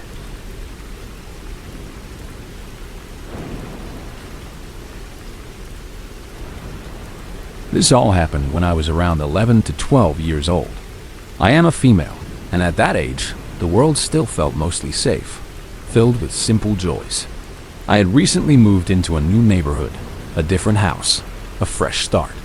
We had a neighbor to the right of us, a man who soon somehow met my mom. I do not know how or when they first met, but she introduced him to me. Unfortunately, I could barely remember any of that initial interaction, except for two distinct details. His house really smelled, a strange, musty odor, and he lived with his mom. These facts, seemingly harmless at the time, would later take on a more unsettling meaning. I soon began to go over to his house more frequently to help clean a bit. I did not do any deep cleaning, just simple stuff like tidying up. It was an odd arrangement, one that my young self did not question. He had started asking for me to go over to clean, and it would happen much more often than I would have thought normal. He also started luring me and my brother with food, a simple but effective enticement. He would offer us pizza and chicken wings, much more often than I would expect someone to buy pizza for kids from next door. He also used to lure us with popsicles and a swing set that was in his backyard. I know this may just seem like friendly behavior, a kind neighbor being generous. But looking back, I feel like he had just been getting a little too close with us, his kindness feeling less genuine and more manipulative. It was an uneasy feeling that settled in the pit of my stomach. One day, it was snowing outside, and the wind was very strong, almost like a blizzard. The snow was whipping around, making it difficult to see. I was by myself outside in my front yard, happily making a snowman, completely absorbed in my task. I was just looking around, enjoying the winter scene, when something caught my eye. One of his bedroom windows faced the front yard, and our houses were really close together, separated by only a narrow strip of grass. The windy snow started to die down, the visibility slowly improving. And that was when I noticed him. He was standing in his window, staring at me with a really emotional expression on his face. Even when I looked directly at him, he just kept staring back at me, his gaze unblinking, unwavering. I had started to wonder just how long he was staring for before I noticed him, a chilling thought. Another occurrence that was a bit weird happened when I was in my bedroom. I was doing something. I think I was changing clothes in it and just walking around the room. Our windows had faced each other on the side of our houses. I saw possibly a silhouette standing in his window, with the blinds closed, but the shape of a person was distinct. It was just a fleeting glimpse, but it made me freeze. I then quickly went to shut mine, pulling the blinds tight, and went on with my day, trying to dismiss the unsettling sight. We eventually moved not too long after that, a decision that brought a sense of relief. And then, allegedly, my mom found out something deeply disturbing about him. She heard that he was sexting a 15 to 16-year-old boy. I'm not really too sure of the exact details, or if he even got caught or faced any legal repercussions. But the revelation solidified the dark intuition I had about him. He had always seemed really unusual to me, and this confirmed my worst fears. His peculiar luring, his odd stares, his close proximity, all of it clicked into place, creating a chilling picture of a predatory presence. The memory of him and the discomfort he caused remains with me to this day.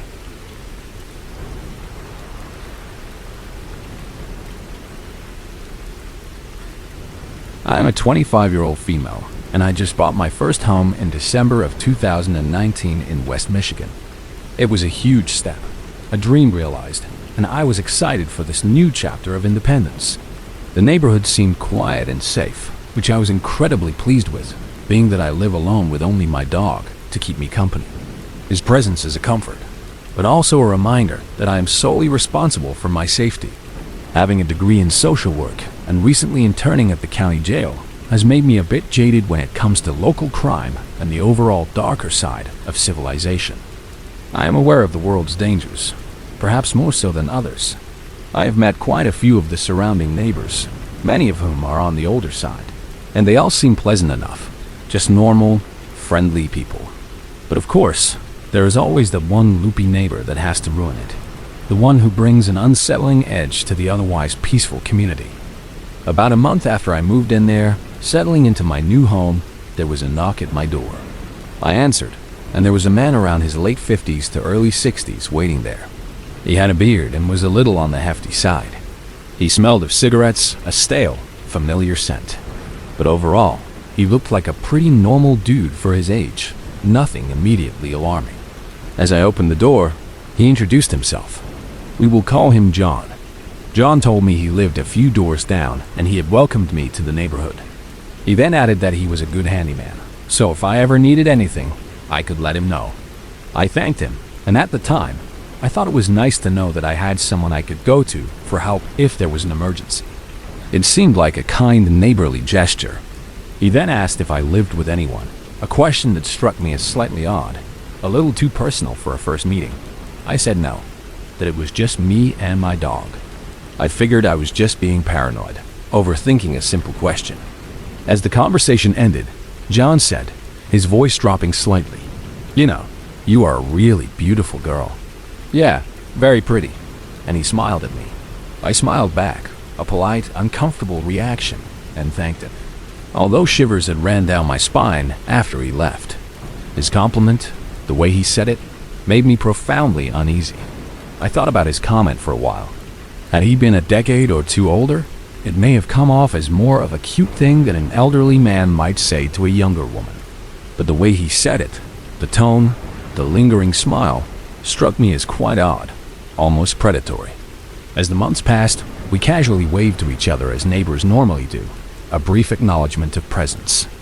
But I did not directly speak to him again until just a few weeks ago, almost 1 year after our first conversation.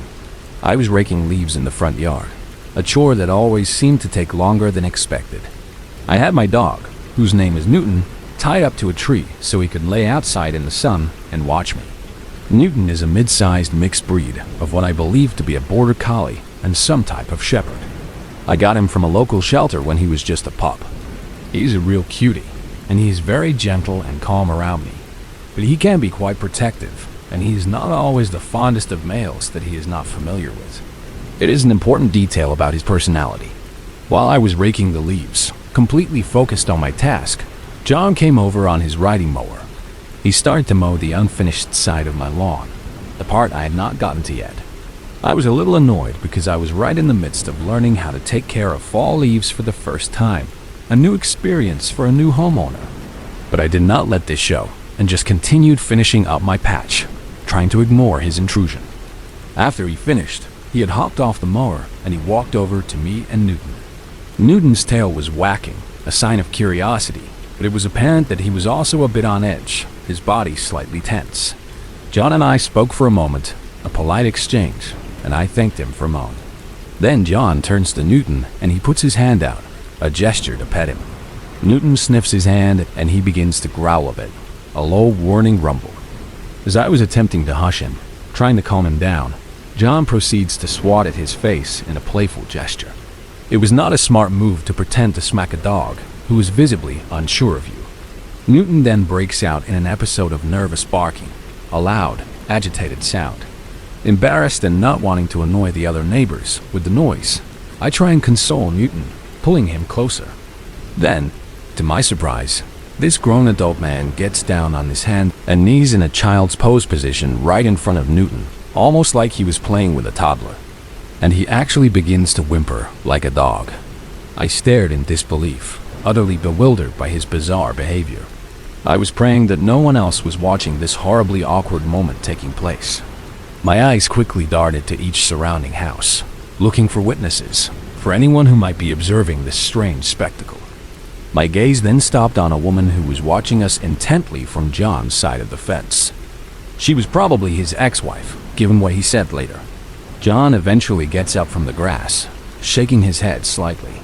He told me about his own dogs and that he also lives with his ex-wife in her basement. He went into all kinds of details about their marriage and how it did not work out because he liked to party and she was more of a homebody. It was far more information than I wanted to know about his personal life. I assumed that his ex-wife was the woman who had been watching us from their yard. Before he left, though, he had told me that he was moving out in the spring, but that he would be around in the upcoming winter to snowblow my driveway if I would like for $50 each time. I told him that I would let him know, although I thought to myself that $50 was a bit steep for such a small driveway. After this conversation, I saw him once again last week when I brought my trash out to the curb. I saw him out of the corner of my eye, waving to me from his driveway, but I ignored him, not wanting to invite him into conversation, as I was leaving for work soon and did not have time for his strange interactions. While walking back to my garage, I had heard him yell, "Hey there!" So, I had no choice but to turn and give him a quick wave and nod, a minimal interaction to appease him. Aside from the whole whimpering like a sad puppy thing, he just generally gave me the creeps. And earlier today, my impression of him being an outright weirdo was reinforced in a truly horrifying way. I was walking Newton around the block in the late afternoon, enjoying the cool air. I started to shovel quickly, hurrying my pace, when I came across John's house, hoping he would not be outside. But of course, he was, as he always coincidentally seems to be outside when I am, as if he knew my schedule. He yelled hello to me as he very swiftly walked out from his garage, almost running towards me. I very reluctantly paused by his mailbox and greeted him, bracing myself for another strange conversation. "I broke my wrist," he sputtered out, holding up his arm. I looked to see his right wrist was indeed in a cast, a white, bulky thing. "Oh no," I asked, genuinely surprised. "How did that happen?" He just shrugged. "I do not know," John said. I wondered how a person could totally be unaware of how they broke a bone. It seemed impossible. I guess I'm just old. I am probably about the same age as your dad, right? John asked, trying to find a connection, a common ground. "Yeah, probably pretty close," I replied, trying to keep the conversation brief. He then did his usual thing where he talks about things that I could not possibly care less about. He rambled about his new glasses, how he was also in the military, so he was able to get free gear from the veterans of foreign wars. He stuck out his hand to Newton again, trying to pet him, and I had to remind him that Newton was not really fond of men that he did not know that well, trying to protect my dog and create a boundary. He offered to get Newton a bone, trying to bribe him, but I shrugged off the idea, not really wanting to prolong our conversation. "You know, we were supposed to get some snow over the weekend," John said, shifting topics abruptly. "Yeah, I heard about 6 inches, I replied shortly, my voice flat. I really loathe small talk, and I am really horrible at faking interest in topics like the weather, especially when I feel uncomfortable. "Yeah, well, I will snow blow your driveway for you if you want," he offered, a familiar proposition. "I do Margie's driveway there, in that brown house," John then says as he points across the street, trying to prove his credentials. "Oh yeah, you said it will be around $50, right?" I asked, trying to clarify the price to keep things strictly transactional. I misspoke the last time we talked about it," he stammered, looking uncomfortable. "We could work something out, maybe 25 or whatever you can pay. I know times are tough because of the pandemic and whatnot." My guard was up. Then he added, his voice dropping, "Or instead, we could fool around or something." I was a bit quiet for a moment, just trying to process his shocking proposition. My mind reeled. I thought that there was no way I heard him correctly, or that he meant that in a sexual manner. It had to be a misunderstanding. "Yeah, I will let you know, I guess," I said nervously, trying to defuse the situation, to escape. "So, do you have a boyfriend?" John asked further, pushing the boundary even more. "No," I answered, the truth slipping out, my inability to lie costing me. I immediately kicked myself mentally for not telling him yes. I am a horrible liar, though. It does not come to me naturally, which can really suck in these types of situations where it could be useful, where a simple lie could provide a shield. "Well, do you want one?" John asked again, pushing further, ignoring my discomfort. "Not really," I replied, laughing out of discomfort, a nervous, unnatural sound. "Hey, by the way, thanks for waving at me the other day. That was nice of you. I was trying to get your attention, and I did not think you saw me," John said. A strange comment. "Yeah, no problem," I said, wondering why a simple wave meant so much to him, why it seemed to imply permission for his advances. John began to speak about something else, and to be honest, I do not really remember what he said because I was so wrapped up in trying to figure out his motive behind his last few comments, his predatory intent. I ended up telling him to have a nice day and started to walk away, desperate to escape. "So yeah, just let me know about the snow blowing. If you cannot hit me with cash, we can just fool around, and I would count that as even," he said from behind me, his voice carrying clearly, confirming his terrifying intentions. There was no misunderstanding. He was offering a sexual exchange for a service. "Yeah, I do not know about that," I said sarcastically, not turning in his direction as I continued back home. "Okay, well, no big deal," John said in a weirdly friendly manner, as if his proposition was completely normal. I did not respond, and the rest of the walk home, I became profoundly pissed. Pissed that I did not tell him I had a boyfriend, or tell him to stay the hell away from me. Pissed at how he was so nonchalant and direct, so presumptuous, assuming that there was even a sliver of chance that I would be down to basically prostitute myself for what, a 40-minute shovel job? Pissed that I now feel uncomfortable inside and outside of my first home that I have worked so hard for. Pissed that so many young women, as well as men, are put in similar situations or far, far worse, I am sure. This incident, combined with his prior unsettling behaviors, has shattered my peace of mind. I am sure there will be more to this story, seeing as I think he is going to try and clear my driveway this weekend without me even asking for his help, trying to force his presence on me. But for now, I am just going to go to sleep with a knife right next to my bed, a grim comfort. I am also going to invest in some blinds for my bedroom, which faces his direction, to create a physical barrier, a shield from his unwanted gaze. And I really hope he will still be moving away in the spring like he said he was. The thought of his departure is the only thing that keeps me sane.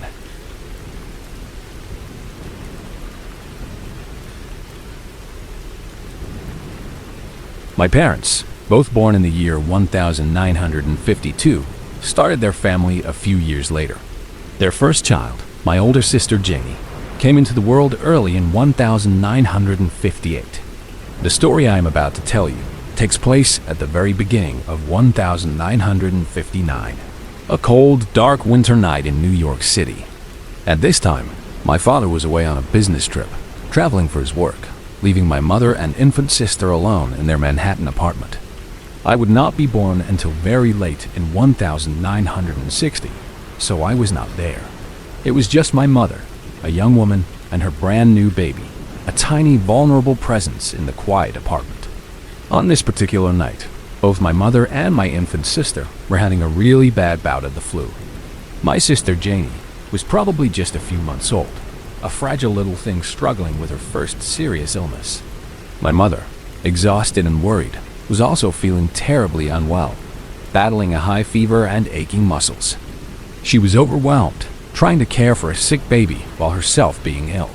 She knew she needed help.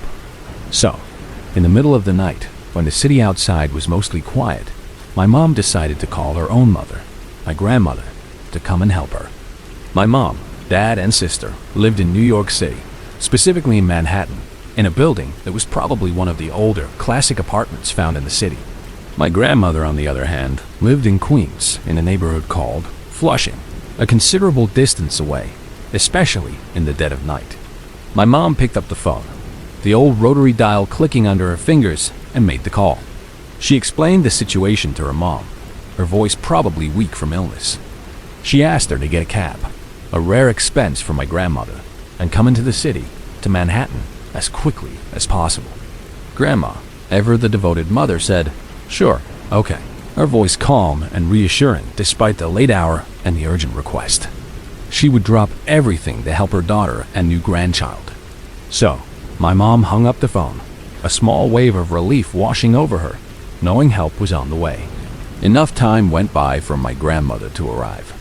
A cab ride from Flushing to Manhattan in the middle of the night could take a while, depending on traffic and the driver. My mom was probably drifting in and out of a feverish sleep, listening for the distinctive ring of her doorbell, the sound that would signal her mother's arrival. The apartment was likely dark, with only a small lamp casting a dim glow, a quiet vigil in the heart of the city.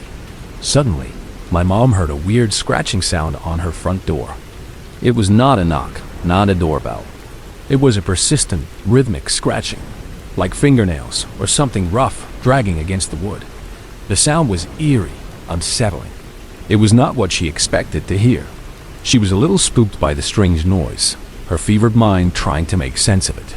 She lifted her head, her voice weak but steady, and called out, "Mom, is that you?" She paused, listening intently. "If that is you, why did not you just ring the doorbell?" The doorbell was right there, clearly visible. It made no sense for her to be scratching. There was no response, no voice, no answer to her question, only more scratching. The sound continued, relentless, unsettling. Now my mom was really spooked. The hairs on the back of her neck stood up. This was not normal. This was not her mother. But she tried again, her voice a little firmer now, edged with a growing fear. "Mom, is that you?" She called out again, desperation creeping into her tone. "Whoever it is, if I do not get an answer right now, I am calling the police." It was a threat, a desperate attempt to get a response, to understand what was on the other side of that door. And then, just more scratching at the door, an infuriating, terrifying silence from the person making the sound. My mom's heart was pounding. She knew this was not right. The scratching intensified, becoming more frantic, more desperate. It was almost as if the person on the other side understood her threat and was reacting to it, trying to get in before she could call for help. The sound was chilling, a relentless, unnatural presence. She could hear the distinct sound of something hard, perhaps fingernails or some other object, scraping against the thick wooden door. It was not a gentle sound. It was a rough, insistent noise that echoed through the quiet apartment. As you can imagine, her fear quickly turned into a cold, hard resolve.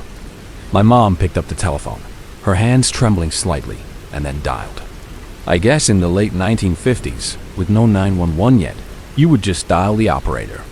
The operator's calm voice answered, a reassuring sound in the terrifying silence of the apartment. My mom, trying to keep her voice steady, explained the situation. "Hello, my name is Miss O'Donnell.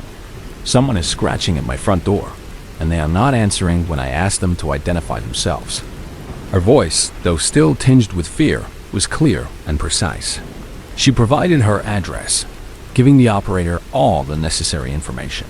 The operator, accustomed to various night calls in the bustling city, calmly responded, "They will send a car over." The police, despite it being a large city, arrived remarkably fast. The sirens were probably muffled, or perhaps my mom was too focused on the door to hear them approaching. But within what felt like mere minutes, there was a loud knock on the door, a firm, official sound this time. My mom, still cautious, looked through the peephole. It was the police. She quickly unlatched the door, relief washing over her. They found outside the door a very old man. He was dressed only in his pajamas, thin and flimsy against the cold. And he was barefoot too, his bare feet exposed to the brutal winter air. He was a neighbor, the police explained, and he lived on another floor in the same building, with two of his daughters. He had some kind of senility or Alzheimer's disease, a condition that robbed him of his memory and sense of direction. He had gotten out of his apartment somehow, perhaps wandering in a moment of confusion. His only crime, the police gently stated, was trying to find his way home, trying to get into what he believed was his own apartment. It is honestly kind of sad when you think about it. This elderly man, disoriented and lost, just trying to find comfort in the middle of the night. He was really, really lucky that he pinged my mom's door to try and get into any other apartment. If he had tried another door, perhaps a unit where no one was home, or where the residents were heavy sleepers, no one would have heard him. He would have gone outside, perhaps gotten stuck in the stairwell in bare feet. And it was like single digits outside at the time, deep midwinter, around 3 o'clock in the morning. The cold would have been brutal, potentially deadly for an elderly man with no shoes and thin pajamas. My mom, despite her fear, had inadvertently saved his life. The very next day, his daughters came down to my mom's apartment. They were probably frantic with worry, having realized their father was missing. They thanked my mom profusely for saving him, their gratitude evident in their tear-filled eyes. They apologized profusely for their dad disturbing her, embarrassed by his actions. My mom, despite the fright he had given her, understood. She accepted their apologies and wished them well. The incident was a strange mix of terror and profound sadness, a reminder of the fragility of the human mind and the unexpected ways in which lives can intersect in a big city. The scratching at the door, once a sound of pure fear, now became a haunting memory of a lost old man searching for his way home in the unforgiving cold.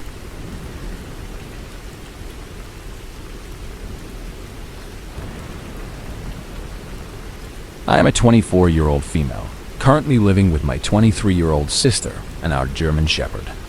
We reside in a really crappy trailer park, tucked away in a rural town in Alabama. It is not the ideal living situation, but it is what we can afford right now. Drug addicts are pretty common in our area, a sad reality of the economically depressed region. It is a pretty well-known fact that my landlord does not really mind renting to them, which truly sucks for the rest of us. I am not particularly fond of having sketchy neighbors like this, but this is the only place we can afford, and generally, we try to keep to ourselves, avoiding any trouble. The story I am about to tell you took place about a week ago. The heat and the humidity had really started ramping up, a brutal combination that makes Alabama summers unbearable. Unsurprisingly, our old air conditioner was no longer working. It had simply given up, leaving us to swelter in the oppressive heat. Our landlord, as expected, was not going to fix it anytime soon. So, we had to start raising all the windows and leaving all the doors open, trying desperately to create some airflow. However, if you know anything about the heat and humidity in Alabama, you know this does not make a difference at all. The air just sits, thick and heavy, like a suffocating blanket. At about 6 p.m. the other evening, I got a call from my landlord. Her voice was slightly rushed. She let me know that she was going to bring us a window air conditioner the very next day.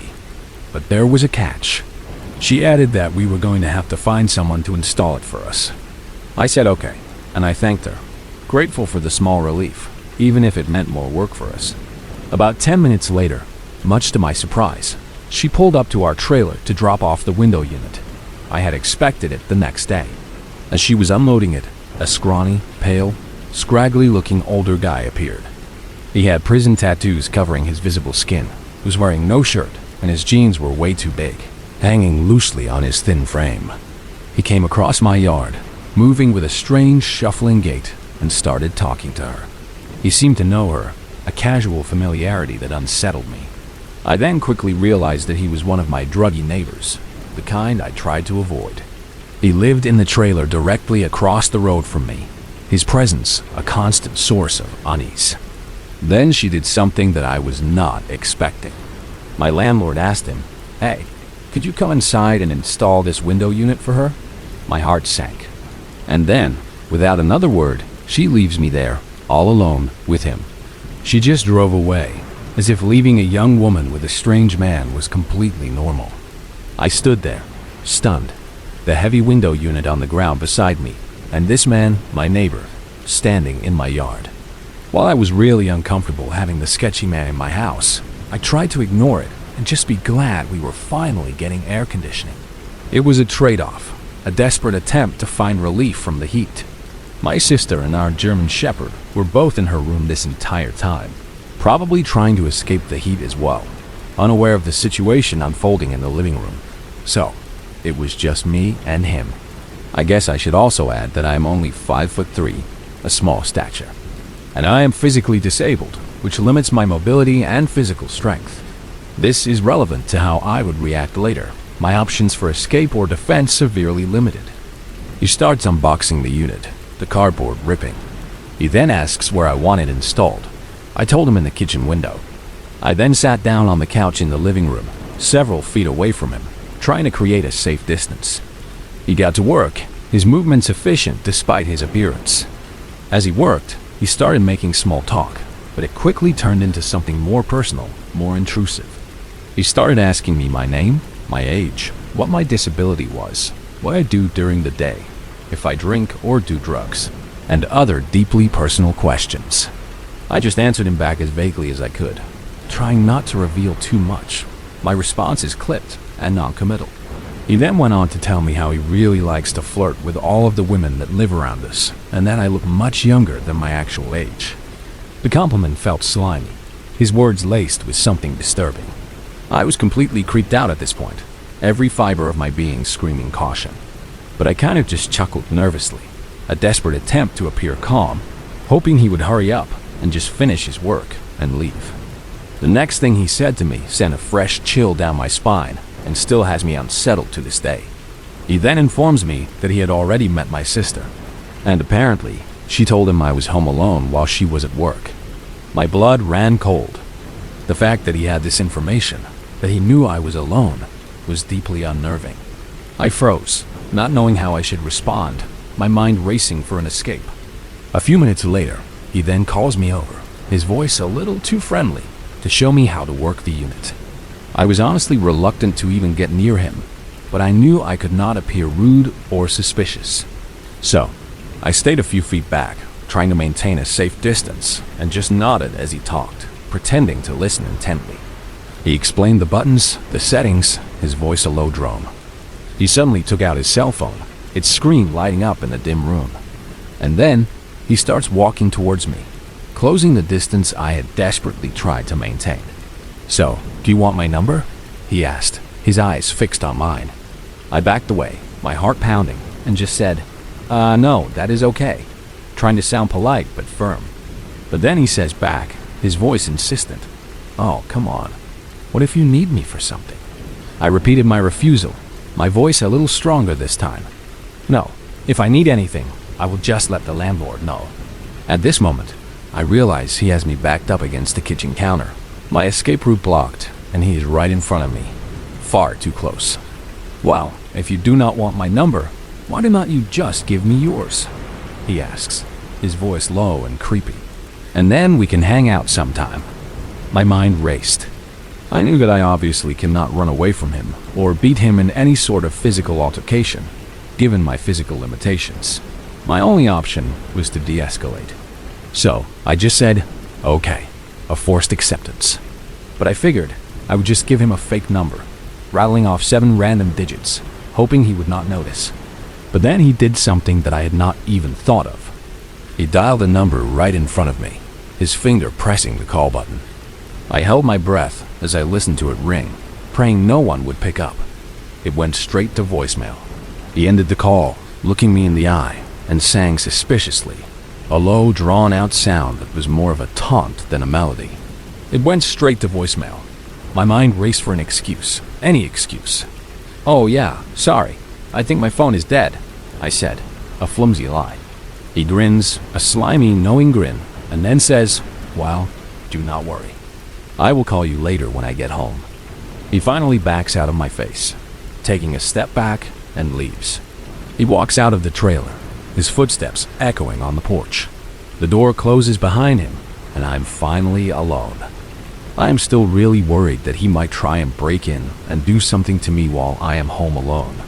The thought is a constant, nagging fear, but I really hope that does not happen. The experience left me shaken, a profound sense of violation clinging to me.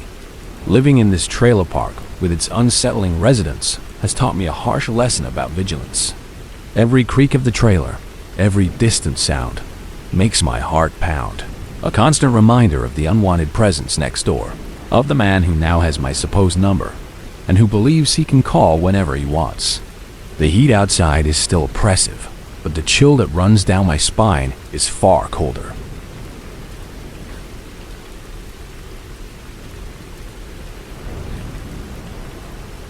I used to live in a condominium with my mother for part of the year while I was attending college.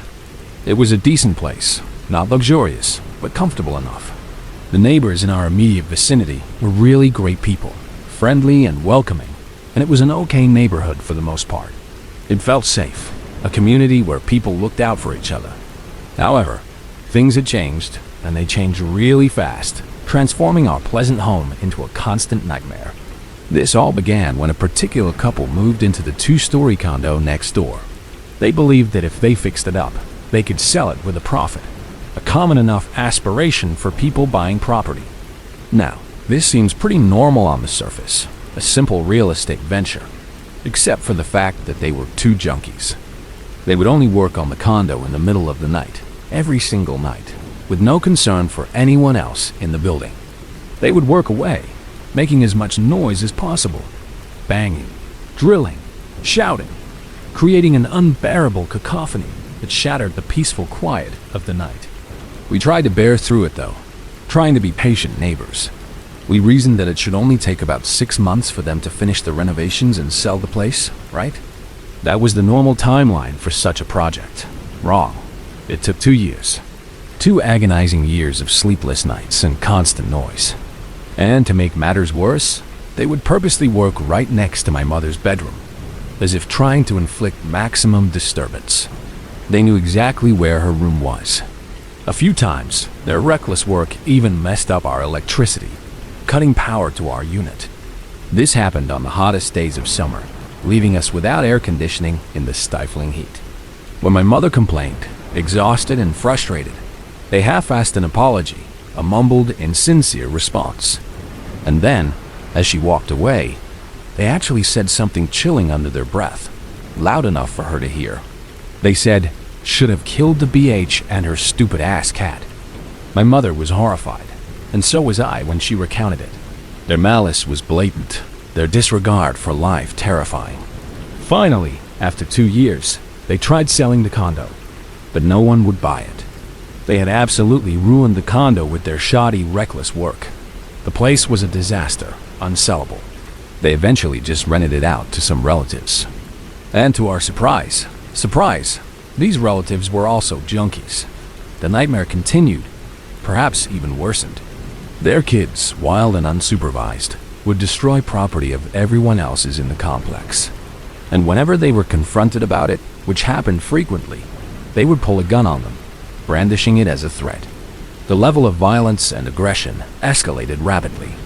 All of the other neighbors, one by one, began moving out of fear for their lives. The police, when called, would not do anything.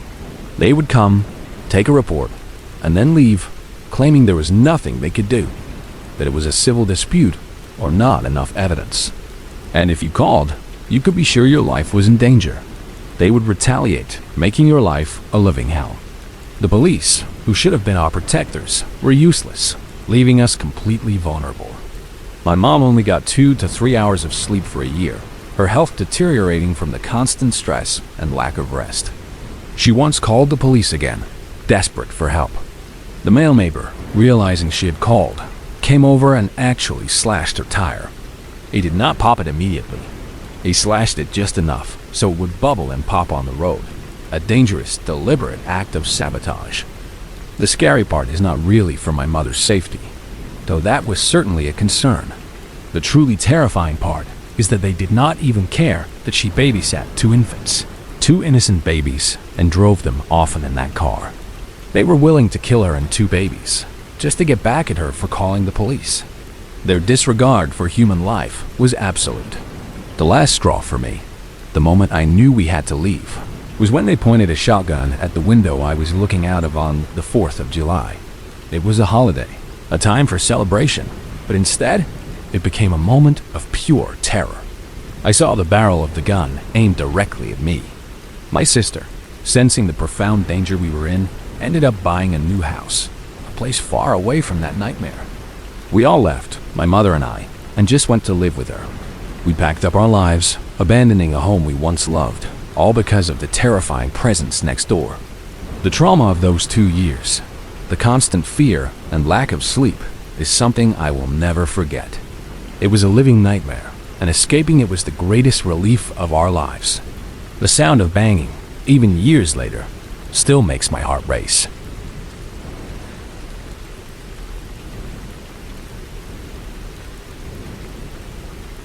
I recently really got into listening to scary stories, tales of the unexplained and the terrifying. This new hobby gave me the desire to share my own experience, something that happened to me about 5 years ago when I was just a freshman in high school. It was late May, and the end of the school year was near. I was up really late, well past midnight, studying for a Spanish final, cramming vocabulary and grammar into my tired brain.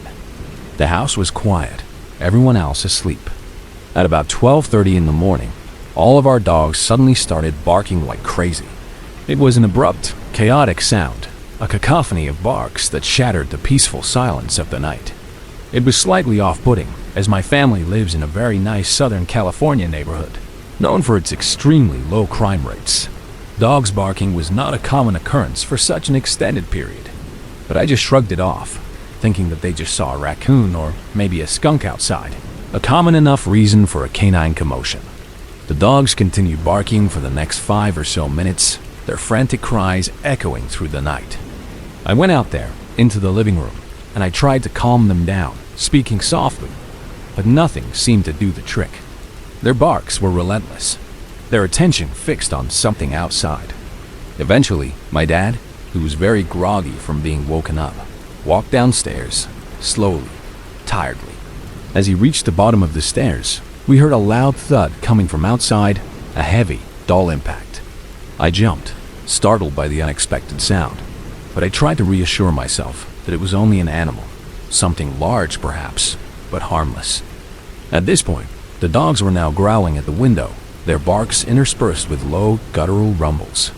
Their hackles were raised, their bodies tense. My dad did not want the dogs barking to wake up my mom and brothers who were still asleep upstairs, so he decided to go outside with a flashlight and a broom, his makeshift tools to scare off whatever animal was causing this commotion. I anxiously watched from the window as he then went outside to check what was causing this commotion. As he had pointed his flashlight towards our trash cans, trying to illuminate the source of the noise, he suddenly screamed. It was a scream in a way that I had never heard him scream before, a raw, terrified sound that was completely unlike my usually calm and composed father. Within seconds, my mom was downstairs with me, her eyes wide with alarm. She had heard his scream. She immediately ushered me away from the window and back into my room, guiding me swiftly, trying to shield me, where I then continued to watch from my bedroom window, my curiosity overriding my fear. My heart was pounding, my breath held tight in my chest. What I then saw was a middle-aged woman. She had blood all over her, dark stains on her clothes and streaks on her face. She was carrying a duffel bag, a large, bulky thing that she claimed to contain her clothes from the house. She was talking to my dad through tears, her body shaking, her voice a low murmur. I could not make out what she was saying from my distant vantage point. After the fact, I found out that she was begging my dad for refuge in our house because her husband was drunkenly abusing her. She claimed that she lived next door to us and then ran to our house after the abuse began, seeking safety. We had never met that set of neighbors, as we had just moved to the house about a month prior, and we just figured we had not met them yet. My dad then told her he would talk to my mom to see how she felt about letting a complete stranger into our house, especially one covered in blood. However, when we walked inside, before my dad could even finish his sentence, she pushed past the door, her movement sudden and forceful. At this point, I could no longer see what was happening, as they had moved out of my direct line of sight. But I could hear her. The woman had a really strong Eastern European accent, her words tinged with a foreign cadence. When my mom, trying to be helpful, offered to call the police, she quickly said she already had, that help was on the way. I waited in my room, really scared, unsure if the abusive husband would come to our house, enraged and looking for his wife. I waited a long time to hear police sirens, straining my ears, but they did not come. The silence stretched, unnerving. My dad then offered to call the police again, his voice hesitant, but she continually refused, insisting that it was handled. I listened to my mom saying she wanted to check on me and see if all the commotion woke me up. When she got into my room, she shut and locked the door, a definite click of the latch, and told me she had a bad feeling about the woman. She then called the police from her phone. When asked about the domestic violence call, they said they had not gotten a call about domestic violence in the area. No records, no police car dispatched. my mom's face went pale. She told me to hide in the closet, a strange request that seemed very extreme to me. When I listened to her, I huddled in the dark, my heart pounding. From this point on, I could only hear muffled voices, the sounds of my parents and the woman indistinct. But here is what happened from my mom's perspective, as she later recounted it. After leaving my room, she said the lady did not seem worried anymore. Her frantic demeanor had vanished, replaced by an eerie calm. The woman with the bag went to wash herself off in the bathroom, cleaning the blood away. My parents were in the living room, discussing the strange turn of events. My mom was in the middle of telling my dad that she had a horrible feeling about this, that something was very wrong, and that they needed to get around, to be cautious. When they suddenly heard a thud in the bathroom, a soft, heavy sound. My parents went to look. Their curiosity and concern piqued. They then started walking towards the bathroom, which neither of them could see from the living room as it was not connected. As they rounded the corner, they were shocked by what they found. The lady had snuck out of the bathroom and into our family room. She was putting expensive gaming consoles, including our new video game system, as well as other valuable belongings, into her duffel bag. She was robbing us. After a few seconds of stunned silence, she fished around in her bag and pulled out a really huge kitchen knife, its blade glinting in the dim light. The lady then demanded that they take her to my mom's jewelry, her voice harsh and commanding, no longer tearful. It is really important to understand the layout of this area of my house for this part. My parents were standing in the kitchen, stunned and terrified, and she was in the family room. The kitchen is connected to our living room by a swinging door that can be locked from the outside. My parents, reacting quickly, ran towards the kitchen door, their only escape. The lady dashed after them, her movement surprisingly fast. She sliced the back of my dad's arm with the knife, a sharp, burning pain. But my parents were able to lock her in that side of the house, trapping her in the kitchen and family room. They quickly bolted the swinging door from the outside, securing her inside. My mom heard her open the back door from the family room, then did not hear anything else until the cops finally showed up minutes later, their sirens a welcome sound. After explaining the terrifying situation, the police searched for the woman. They found her hiding under a car, just a block away from her house, trying to escape with our belongings. The lady was arrested, and they discovered she was high on some form of cocaine and some kind of steroids that had made her violent. This is what freaks me out the most. Even though the cops would have arrived at her house mere minutes later if my parents were not able to lock her up in the kitchen, there is no telling what she could have done. The thought of her with that knife, free to roam our house, is still terrifying. Miraculously, my brother slept through the whole ordeal, even the sirens, completely unaware of the home invasion. My dad was left with stitches and a really big scar on his arm, a permanent reminder of the terrifying night. And I had to see a therapist, as every time my dogs would bark at night, I would freak out, reliving the initial moments of terror. I am all better now. I have learned to cope. But I am really glad the situation was resolved without anyone getting seriously injured. Well, besides my dad, of course. It was a close call, a stark reminder of how quickly safety can turn into danger, and how appearances can be deceiving.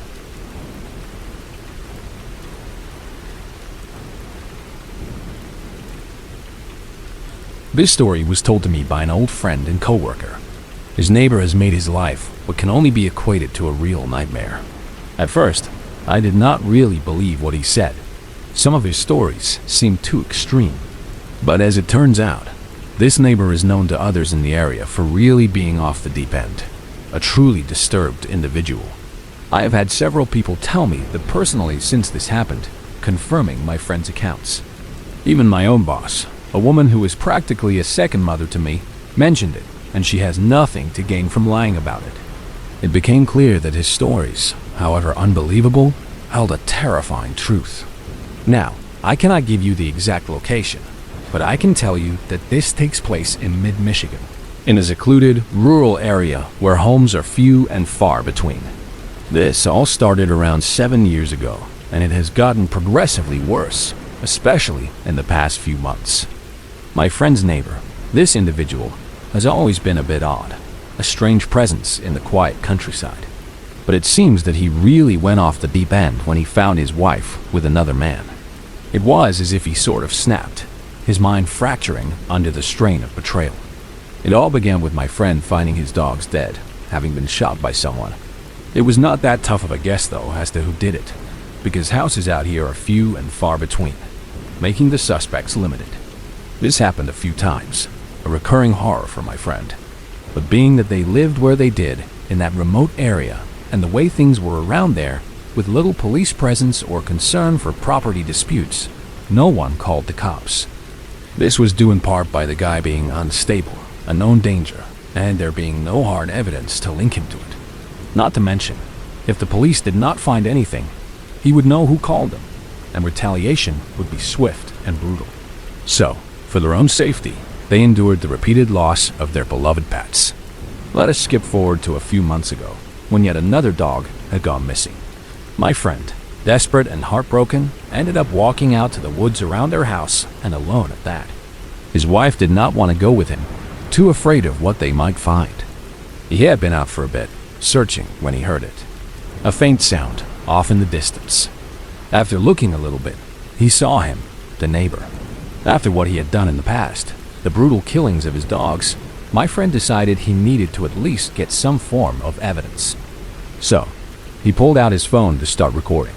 He tried to get a little closer, then hid behind a tree, so that only the phone was out to record. A tiny lens trying to capture a terrible truth. The neighbor was out under a group of pine trees, digging a hole. A big one. My friend, fueled by a mixture of fear and adrenaline, shouted out loud, just to see what he would do. Yeah, not the greatest idea, he admits. Now, a normal person would look around, right? They would look at their surroundings to figure out where the noise came from. Not this guy. The sick man jumps out of the hole, grabs a hunting gun, and starts waving it around wildly, looking for the source of the sound. My friend took this as his cue. While the neighbor was looking the other way, still disoriented, he got the hell out of there, running as fast as he could. After that, he could not stop thinking about what he could be digging for back there. No matter what he came up with, he just could not seem to come up with a logical reason as to why he was doing that. Though to be fair, since when is anything he is doing logical? His actions defied all reason. A few nights later, my friend's dog had gotten out again. They have them on an invisible fence, a modern boundary system, but one of the collars was acting up, allowing the dog to slip through. Anyway, this happened at 3 o'clock in the morning, a truly unsettling hour. The dog was not in their yard, but at least my friend had his wife with him this time to search with him. So, out they went, into the dark, quiet woods. They were walking through the woods, their flashlights cutting through the darkness, when my friend realized that the neighbor's garage door was wide open and the lights were on inside. Curious, and perhaps foolishly brave, they quietly made their way over. My friend took out his phone, after what he had saw last time, to record. As they approached the garage, he had handed the phone off to his wife, telling her to stay put. He then went around the back to look for his dog, while his wife stayed up front recording. But as he looked through the back window, he then noticed him. The neighbor. He was standing at his workbench at the back of the garage. It was one of those things where you kind of just look on in disbelief, or have to do a double take to actually realize what you are seeing. It is 3 in the morning, and this guy is standing in his garage sharpening what looks like spears. My friend could not believe his eyes. Actual spears. He's not even kidding. After a bit, he then stopped and headed into the house, disappearing from view, then opening the door that leads out next to the garage. My friend's wife moved to the side of the garage and watched, her phone still recording. The light on the side of the house was on, and he was sitting nearby, waiting. The guy comes out again, carrying something. He picks up an extremely heavy black bag and puts it in his wheelbarrow. Now, to put this into perspective, he is a big dude, very muscular, and according to his own brother, he's able to bench around 500 pounds. So, whatever is in this bag is not a normal bag of trash. It is something substantial, something heavy. He stands there for a moment, grabs a shovel, and puts it in with the bag. He then starts off into the darkness towards the woods, in the same direction of the location that my friend saw him digging in before. The sight sent a cold shiver down their spines.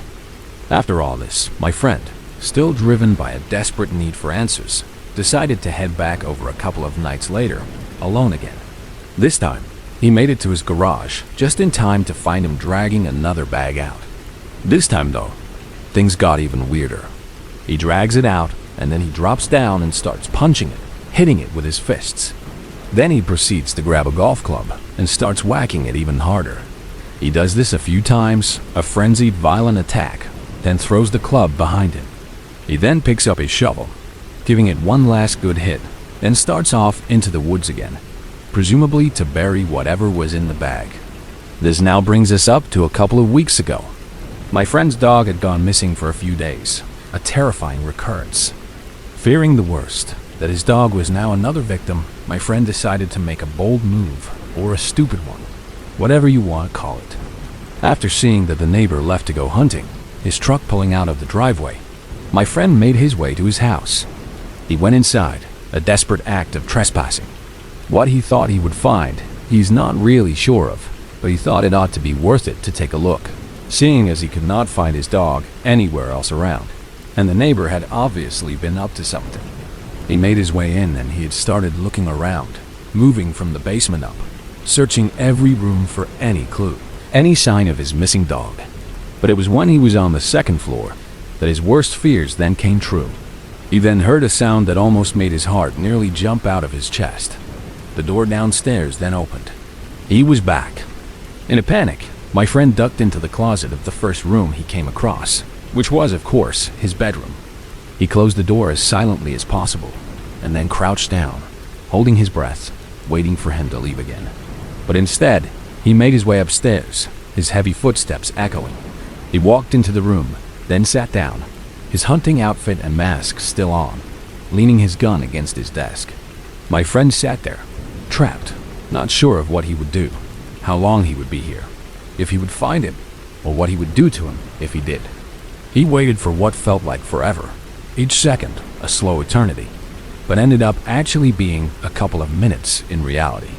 Then there was a sound from downstairs, a sudden, jarring noise. My friend could not believe his luck. He jumped up and grabbed his rifle, then ran downstairs. My friend took this opportunity. He bolted out of the closet, ran down, following the stairs all the way to the basement, and then out the back door while it was occupied by the neighbor. He does not think he had ever ran that fast before in his life. He left the back door open and then sprinted off into the woods, running as fast as his legs would carry him. He then finally made his way back to his house, safe, but shaken to his core. So, the good news is, my friend is alive. And the noise he heard when the neighbor grabbed his gun and ran downstairs for it was the police. The damn cops, waiting with a warrant for his arrest. They had finally come for him. My friend is still trying to figure out what this psycho did, what triggered the arrest, what terrible secrets he had been burying. But he has not gotten an answer from his brother, who is still a bit off himself, or even the cops. He left a tip, hinting to the woods, to the strange digging, but as far as he knows, no one has even stepped foot out there, at least not yet. Currently, he is still sitting in jail, and my friend hopes it stays that way for a very long while. So, I have an update from my friend. His wife and he had gone into the woods again when they knew he was not home, to try and see if they could find out what he was digging. They ended up finding where a ring of those spears were stuck in the ground, marking specific spots with really large holes in front of them, some of which had been filled in. Of course, there were the traditional size for a grave, including being about 6 feet deep. My friend does not know what this man was doing out there, but he's going to keep an eye out, always vigilant. Update 2. While the crazy neighbor was in jail, my friend ended up doing some work over the summer for his brother, who's slightly less crazy, but still a little off. He wanted my friend to dig a hole for him in the corner of the basement, supposedly for drainage. Though oddly enough, he asked my friend to make it big enough for someone to be able to get down there. The one thing my friend noticed while down there was the smell. It was that of something rotting. Rotting meat in particular. It was that same kind of smell that you get from a bloated deer on the side of the road on a hot sunny day. Well, why would my friend do this for him? The simple answer is that he has dealt with sketchy people before. And this brother did not seem nowhere near as bad as his other brother. And well, my friend really needed the money. Either way, he got the job done and got the hell out of there, leaving the unsettling smell behind. Okay, so here is the final update to the story. He is out of jail and now he is back home. All of this information was collected back in 2015 and 2016, and it has been a long time since this all went down. Maybe there was something sinister, something truly evil lurking in those woods. Maybe he's just another tweaker, which is quite common out here in the rural parts of Michigan. It has been a couple of years since I have talked to the person the story came from, but I could possibly reach out for further insanity if I get any new information. I will definitely send it in. As always, everyone, be safe out there. You never truly know what secrets your neighbors might be keeping, or what horrors might be buried just beyond your property line.